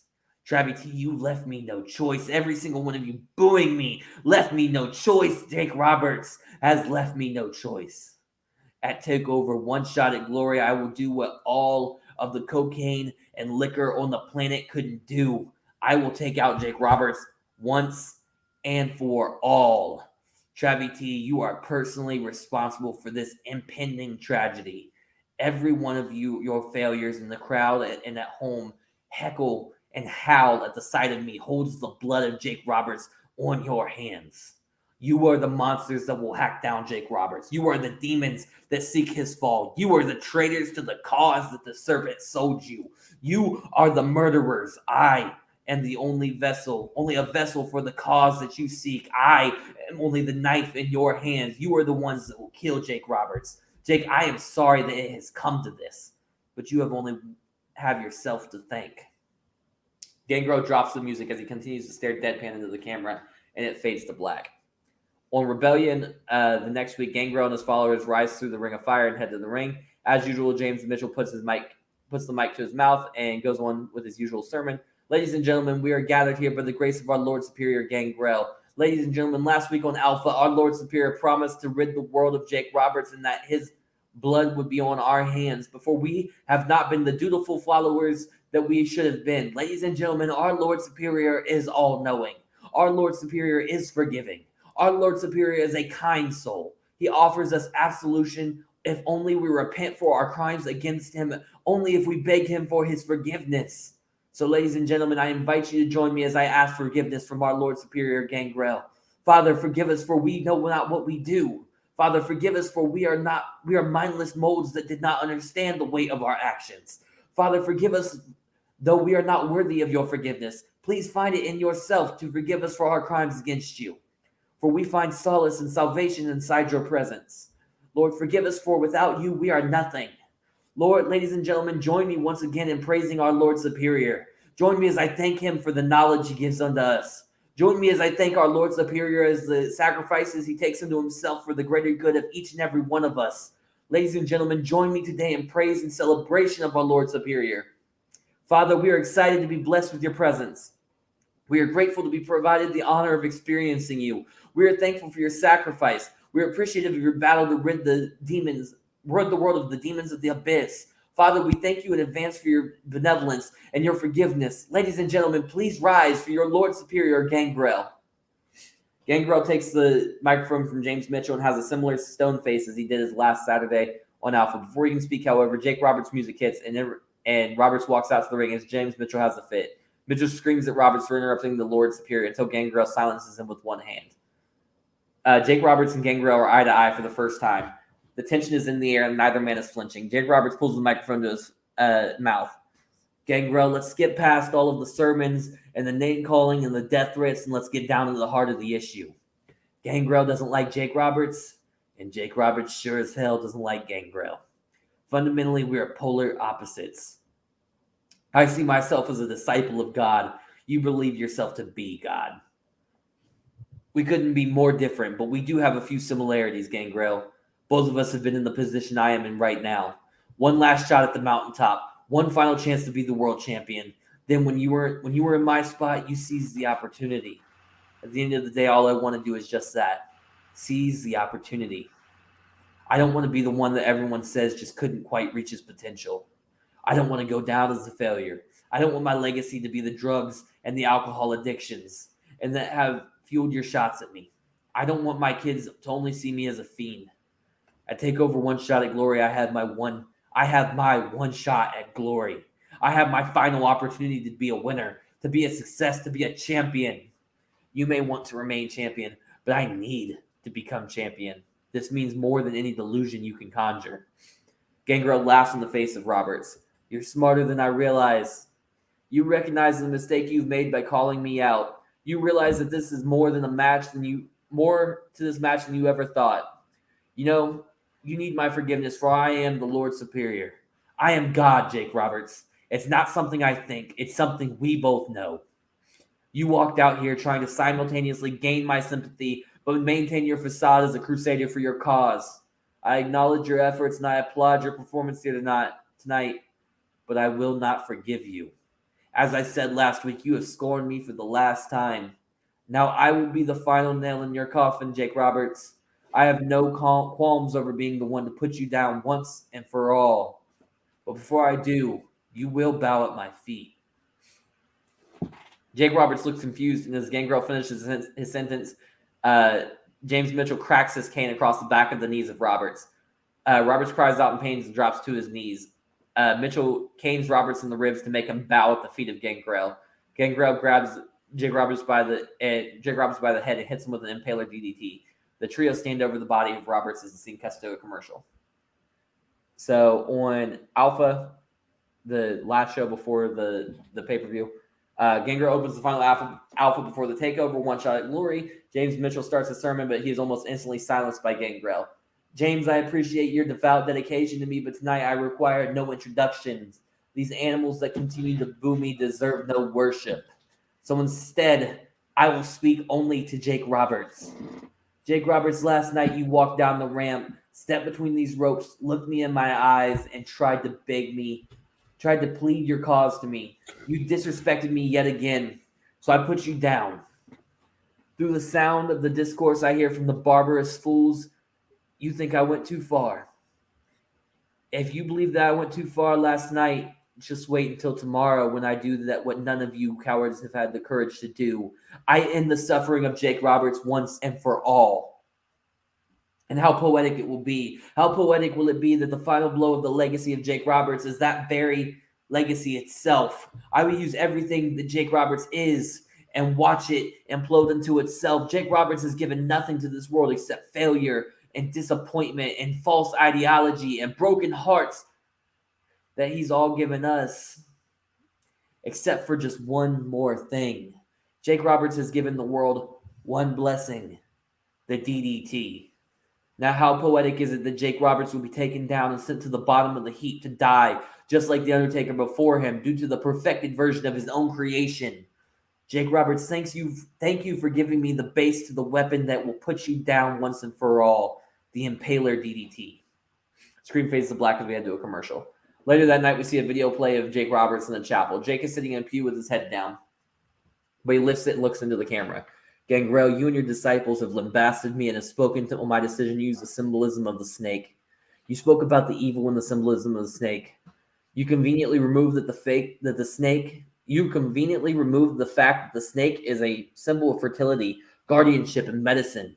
As you spewed that you would murder me in front of my fans and my friends and my children, you spoke of the symbolism of the snake representing evil. You spoke of my alcoholism. You spoke about my drug abuse. You referenced my failures night in and night out. You spoke about my resilience, but did so as if it was a coincidence. You wondered aloud how the drugs and the alcohol couldn't kill me. That made me think, why? Why didn't these things remove me from the mortal plane? Why hasn't my God called me home? What is my purpose? Then you spoke on the symbolism of the snake. You spoke on the message behind the animal in my name. It was at that moment that I knew. It was at that moment that I knew that what I was here for. Of all the things you left out of your sermon and speeches against the name of Jake Roberts, this was the one that was the most heinous. Snakes are seen as never ending. Snakes are seen as symbols of rebirth, therefore symbols of reincarnation. Gangrel, I have died many times over, but Jake the Snake Roberts always rises again. I am the symbol of hope for God's children. I am the symbol of rebirth for God's children. I am proof that no matter your sins, you can be saved. No matter how many times you get knocked down, you can stand back up. No matter how many times you fail, you can still succeed. Gangrel, tomorrow night at Takeover One Shot at Glory, you and I are going to go into battle for more than a belt. We're going to fight over our ideals. I intend to do right by my God. I intend to do right by my fans. I intend to do right by my children. For the first time, I intend to do right by myself. I will win the World Heavyweight Championship tomorrow night because the Lord is my shepherd. I shall not want. He maketh me to lie down in green pastures. He leadeth me to be beside still waters. He restoreth my soul. He leadeth me in the path of righteousness for his name's sake. Yeah, though I walk through the shadow of the valley of death, I will fear no evil, for thou art with me. Thy rod and thy staff, they comfort me. Thou preparest the table before me in the presence of mine enemies. Thou anointest my head with oil. My cup runneth over. Surely goodness and mercy shall follow me all the days of my life, and I will dwell in the house of the Lord forever. The camera pans to the statue of Jesus on the crucifix on the wall on the wall of the chapel before fading out. So Jake Roberts is out first wearing white, green, and gold with a burlap sack over his shoulder. Jake gets into the ring and puts his burlap sack under the bottom turnbuckle in the far corner. Next, the lights drop and red glow fills the room. Suddenly, a ring of flames appears at the top of the stage. Gangrel's music hits and the unholy trinity rise through the flames. Gangrel marches down to the ring with his goblet of blood in hand, wearing all black. James Mitchell follows behind, lugging his signature cane as well as the Undertaker's urn, wearing a blood red suit with a black trim. Behind him is Luna Vachon hoisting the World Heavyweight Championship in the air, wearing a black leather lingerie-esque attire. Jake Roberts drops under the bottom rope to give the ring to the champion as entourage. The unholy trinity enters the ring as Roberts paces the floor. Gangrel stands on the apron facing the hard camera, takes a strong gulp of blood from his goblet and sprays it out over the crowd. Gangrel gets into the ring and laughs as the crowd boos him. Luna Vachon hands the title over to the referee as Jake Roberts rolls back into the ring. The referee presents the championship belt to both Jake Roberts and Gangrel and then raises it to the crowd. The ref hands the belt down to Lillian Garcia and then clears the ring. Jake Roberts pulls down on the top rope, but when he turns back, he gets hit with a nasty big boot from Gangrel. Gangrel tells the referee to ring the bell. As the bell rings, Jake Roberts is pulling himself up with the ropes. Gangrel scoops him up for a schoolboy for a 2 count. Gangrel is infuriated and arguing with the ref. Roberts spins Gangrel around and Irish whips him into the ropes. Back body drops from Roberts to Gangrel. Roberts grabs a wrist lock on Gangrel before putting him up for a body drop. Roberts hypes the crowd as Gangrel tries to get back to his feet. Roberts catches him with a knee lift and Gangrel gets to his knees. Roberts picks Gangrel up and Irish whips him into the ropes, but Gangrel counters him with a spinning heel kick on the rebound. Gangrel starts wailing on Roberts' back and neck with hard shots before picking Roberts up with a vertical suplex. Gangrel stomps Robert in the back as he lies prone on the ground. Gangrel goes to his corner and Vachon hands him a steel chair. Roberts has pushed himself to his knees and Gangrel cracks him over the head with the chair. Roberts falls hard, then Gangrel smashes the chair over the back of Roberts repeatedly until the chair cracks in half over Roberts' spine. Gangrel screams out to Vachon for another chair. Luna obliges and Gangrel sets it up in the chair in the center of the ring in front of Roberts. Gangrel sits down before kicking at Roberts as he tries to stand. Gangrel smacks the back of Roberts' head, and as Roberts tries to pull himself up, using Gangrel's legs as braces. Gangrel grabs Roberts by the hair, laughs in his face, and then snaps. And then Gangrel snaps and knees Roberts in the gut before hoisting up and delivering a powerbomb right onto the chair.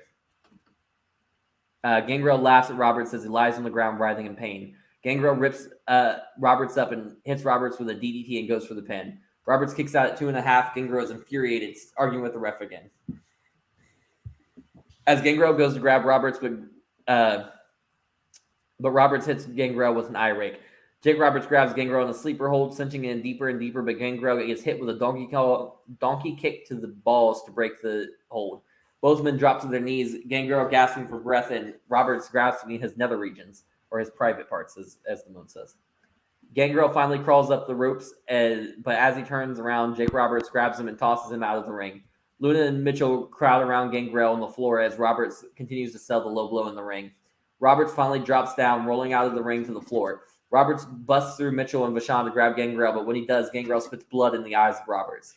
Roberts retreats, now blinded, and James Mitchell cracks them over the back of the head with the Undertaker's urn.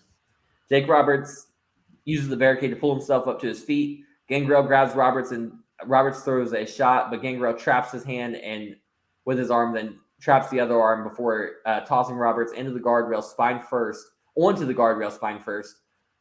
a trapping suplex. Roberts falls into the crowd, and Gangrel grabs him before lifting up for a delayed vertical suplex onto the floor. Gangrel grabs Roberts from the ground and throws him into the ring before climbing the apron and then climbs to the top rope. Gangrel dives up the top rope, nailing Roberts with a corkscrew elbow drop. Gangrel then grabs Roberts and hits him with a bulldog. Gangrel taunts the crowd, asking them where their hero is now. Is this still the man you look up to? This failure. Gangrel goes to grab Roberts, and Roberts rakes his eyes once more. Roberts hits Gangrel with a hip toss and then immediately starts hitting him with knees to the ribs of Gangrel.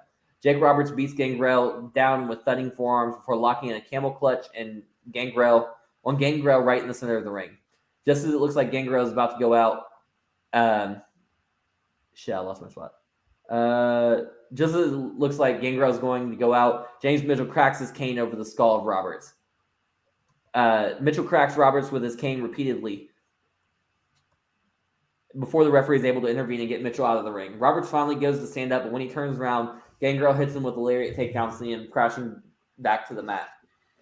Both men are laying on the mat now, Gangrel trying to catch his breath, and Roberts writhing on the ground. Gangrel pulls himself up to his feet, using the ropes before stumbling over to Roberts. Roberts has pushed himself up to all fours, but with Gangrel stumps the back of the head, sending him back to the mat.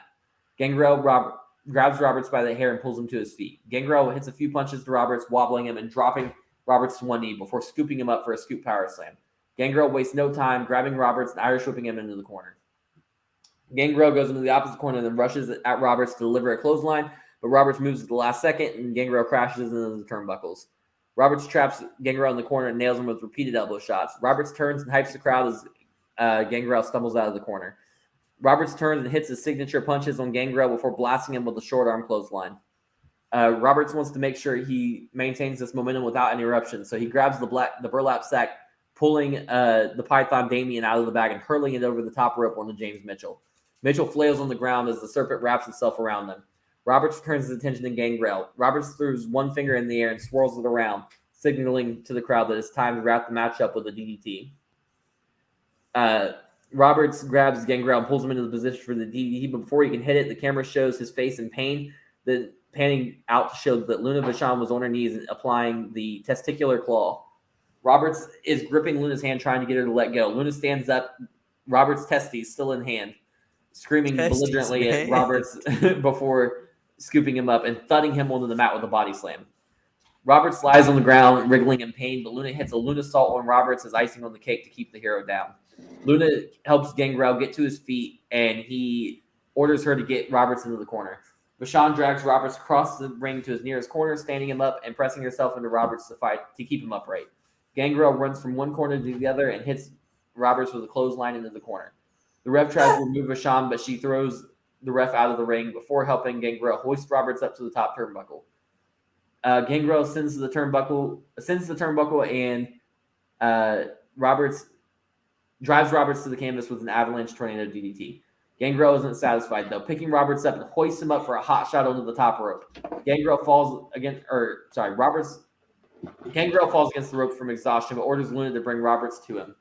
Luna drags Roberts back to her Lord Superior, and Gangrel grabs Roberts and drives him to the mat with an Alabama slam. Gangrel grabs Roberts and hits him with a belly-to-back suplex. Gangrel struggles to get to his feet, however, this match has been grueling and he is exhausted. Luna tries to help him up, but he stumbles and knocks her out of the ring onto the floor. Gangrel pays no mind to her, however, and instead braces himself on the corner. Roberts has pulled himself up to his feet now and is stumbling towards Gangrel. Gangrel sees him and goes for a lariat, but Roberts ducks underneath. When Gangrel turns around, Roberts hoists him up and drops him face first on the turnbuckle for a snake eyes. Gangrel stumbles back, and Jake Roberts throws him back with a side suplex. Gangrel rolls back onto his feet, bounces off the ropes, and runs towards Roberts. Roberts hits an arm drag, and Gangrel rolls back onto his feet again. Rebounding off the ropes, Gangrel runs back towards Roberts and hits Roberts with a running DDT. Gangrel and Roberts are both on the ground now. Both men work themselves to their knees and start trading punches in the center of the ring. Gangrel gets the upper hand and pulls Roberts up. Gangrel hits Roberts with a tiger suplex. He grabs Roberts and pulls him back up again before hitting him with a tiger driver. Gangrel grabs Roberts and hits a bridging Northern Light suplex, but Gangrel collapses mid-pin from exhaustion for a 2 count. Both men are down and out on the ground, barely stirring. The ref starts counting for a double knockout. He gets to the count of 8, but before Roberts pulls himself to his feet. Gangrel stands up right after and cracks him with a spinning back elbow smash, sending both men crashing back down to the mat. Both men lie in the center of the ring again, and the referee starts his count. This time it only gets to 6 before Gangrel stands up. Gangrel pulls Roberts up, but Roberts hits him with a stunner. Roberts covers Gangrel for a pin, but it's broken up at 2.5 by Luna Vachon. Luna grabs Roberts and hits him with a snap suplex. Vachon picks Roberts up for almost immediately and hoisting him up and slamming him into the canvas with a sit-out powerbomb. Luna pulls Gangrel to his feet and drags Roberts to him. Gangrel hits Roberts with an impaler DDT. 1, 2, kick out. Roberts barely gets his shoulder up before the referee hits the 3 count. Gangrel is infuriated. He can't believe that Roberts kicked out after an impaler DDT. Gangrel screams at Luna to help him. Together, they hoist Roberts up for a sit-out powerbomb from Gangrel. Gangrel doesn't go for a pin, though. He screams at Luna for Luna to hold Roberts up as Gangrel stumbles up to his feet. Gangrel runs and hits the ropes for blasting Jake Roberts with a lariat. Gangrel pushes himself up and screams out to James Mitchell to bring a table in the ring. Gangrel is hanging on the ropes to keep himself up as he tells Luna Vachon to drag Roberts to a corner. Both of his inferiors follow his orders to a T. Gangrel and Mitchell set up the table right in front of the corner that Roberts was being held in by Luna. Gangrel tells Mitchell to do it. Mitchell reaches into his breast pockets and pulls out a small container, handing it to Gangrel. Gangrel opens the container and pours some liquid all over the table and tossing the container out of the ring. Gangrel turns and orders Luna to help hoist Roberts up to the top rope. Gangrel then climbs to the middle rope himself. Gangrel hooks Roberts and then looks back at Mitchell and Vachon and nods. James Mitchell lights a match and throws it onto the table, instantly engulfing it in flames. Gangrel steps up to the top rope and hits a superplex through the flaming table. Both men are out now. Vachon starts throwing out the broken table as Mitchell puts Gangrel on top of Roberts. The ref counts the pin. 1, 2, kick out at the last second. Nobody can believe that Roberts is still going. Gangrel is completely out, and Roberts is barely moving. Mitchell and Vachon are looking at each other, trying to work out what to do next. Vachon grabs Robert and goes for a power slam, but Roberts drops behind her and shoves her and Mitchell crashing to the outside of the ring. Roberts drops to all fours before pushing himself back up and once again signaling to the crowd for the DDT. Roberts grabs Gangrel and nails him with the DDT. Roberts struggles to roll over for the pin, but finally gets the cover. 1, 2, but just before the three count, a hooded man smashes Roberts with multiple hard chair shots. Roberts gets tossed out of the ring by the hooded men, and 2 more appear and begin to jump him. One of the hooded men hits Roberts with a super kick before pulling his hood down to reveal himself to be Al Snow.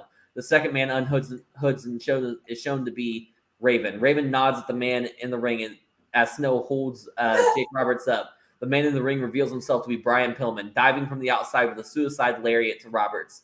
Al Snow then drops Roberts with a snowplow. Brian Pillman pulls up the protective mat on the ground as Raven grabs Roberts. Raven plants Roberts' skull onto the concrete floor with a Raven effect DDT. Snow throws Roberts in the ring, and Pillman puts Gangrel on top of him for the pin to end the match. Is that it? Yeah. It's the end of the show? Yeah. All right. Who wants to rate? Okay.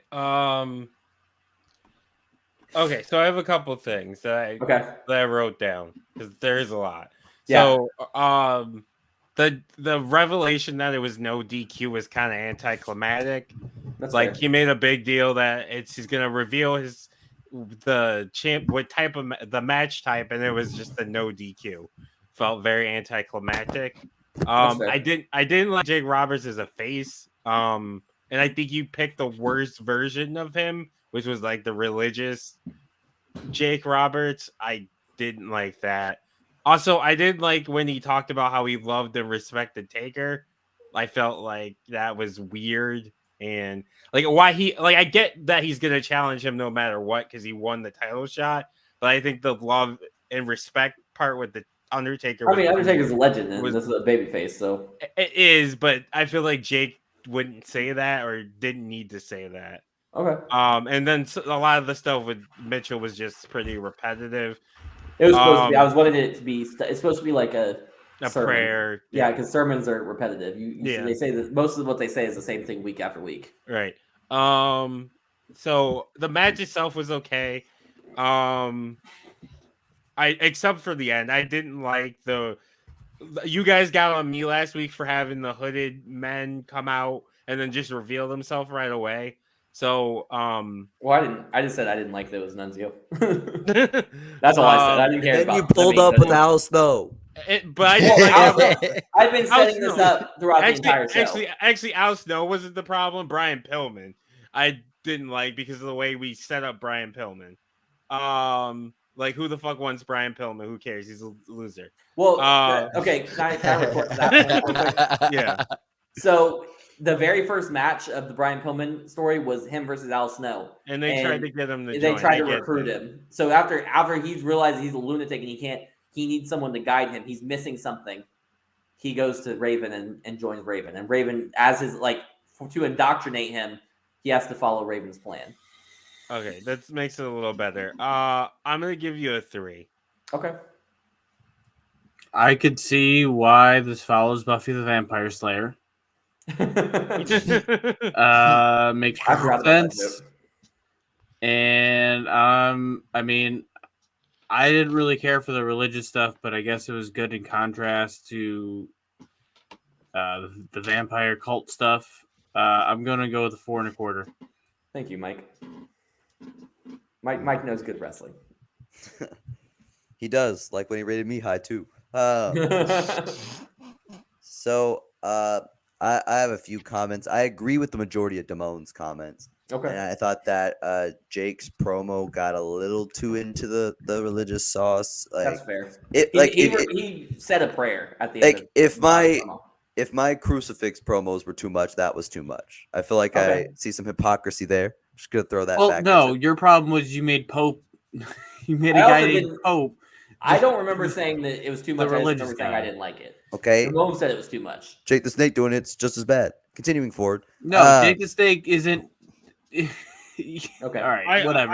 I mentioned it. That's one part of the reason he got. So, I also don't think hyping up a DDT in the year of 20 whatever your year is what you thought it was. Ain't nobody getting hyped on a fucking DDT. Like we gotta move past this. Like motherfuckers are doing like triple backflip DDTs off of top ropes now. Like I understand that, but that's their finisher. They both use a DDT for a finisher. Yeah. And Jake Roberts invented it, so that's why it was a single line in a. I understand, but it single bothered promo. me just because of like how much hype was put into something so underwhelming.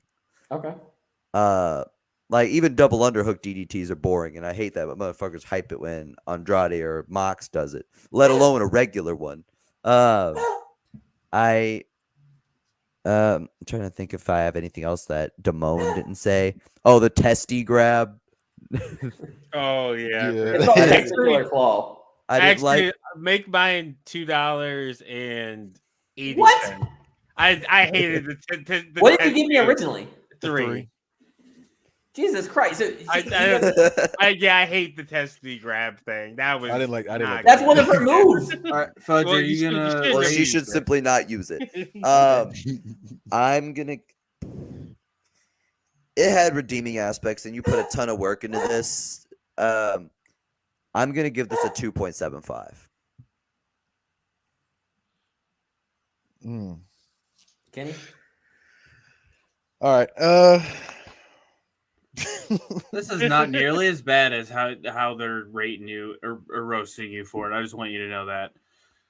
You They're said all that. You they're said it just every being week. assholes. Yeah, thank you, Mike.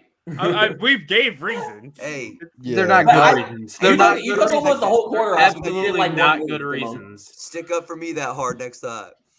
Okay, I'll not be so harsh and take away a full 20 cents for Like, one move. I'll make I'm mine like, damn. You're saying I don't think he- $3.95. No, you're like I don't think he would or say that. $2. He said $3.95. $3.95, Kenny. No. $2.95. What I don't like is Damone's like, oh, he wouldn't say that. Well, he did say that. So fucking deal with it. You literally Exactly, 2 weeks I ago, agree. Last week said, Like, I don't think TCW wouldn't exist anymore. Yeah. Shut the fuck Actually up. take Or off just- for that. and You're Mike- actually taking and off for this Mike, and 5 minutes rating ago, you were super like, fucking the low. Pope wouldn't say that.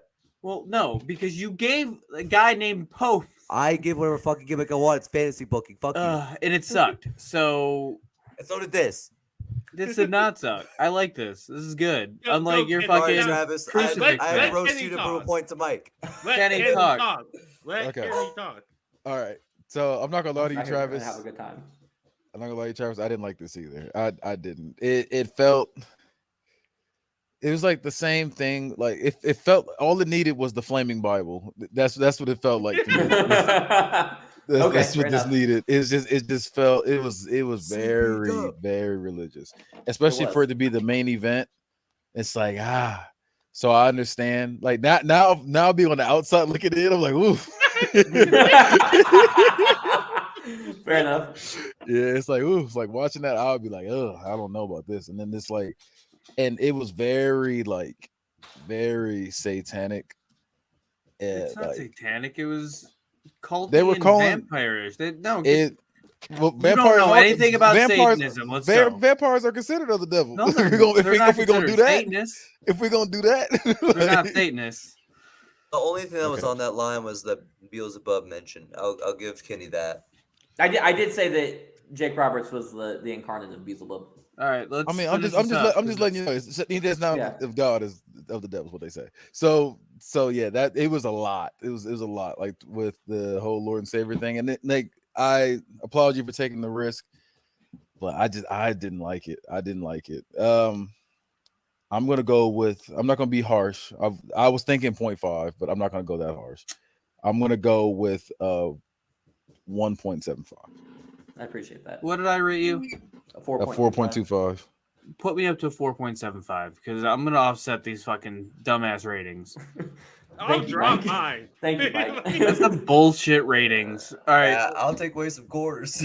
So is that For real? Wow. all right? I No, then, don't want to hear that I'm the biggest hater ever. I'm Ever gonna go again. ahead. This is ridiculous. The Lord We're take gonna- it away. all right, we're gonna end the show. Little Fudge, you have anything to promote? No, sir. Bad guy.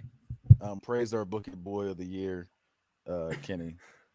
Bad guy spoken on every social media. You Travis. already know. Dumb Money. Whoa. I wasn't even done talking. T13. You already know. Everybody in this on this show except for Mike needs to find the Lord and Superior Gangrel. Hey Travis, Travis, Travis, in the words of Kanye, find God. Exactly. That's exactly what I was thinking. You can find all the shows on the T13 Media Network on our website at t13media.com. It's bedtime. It's fucking. I gotta go to bed. That's book it. Let's book it. See ya. Bye.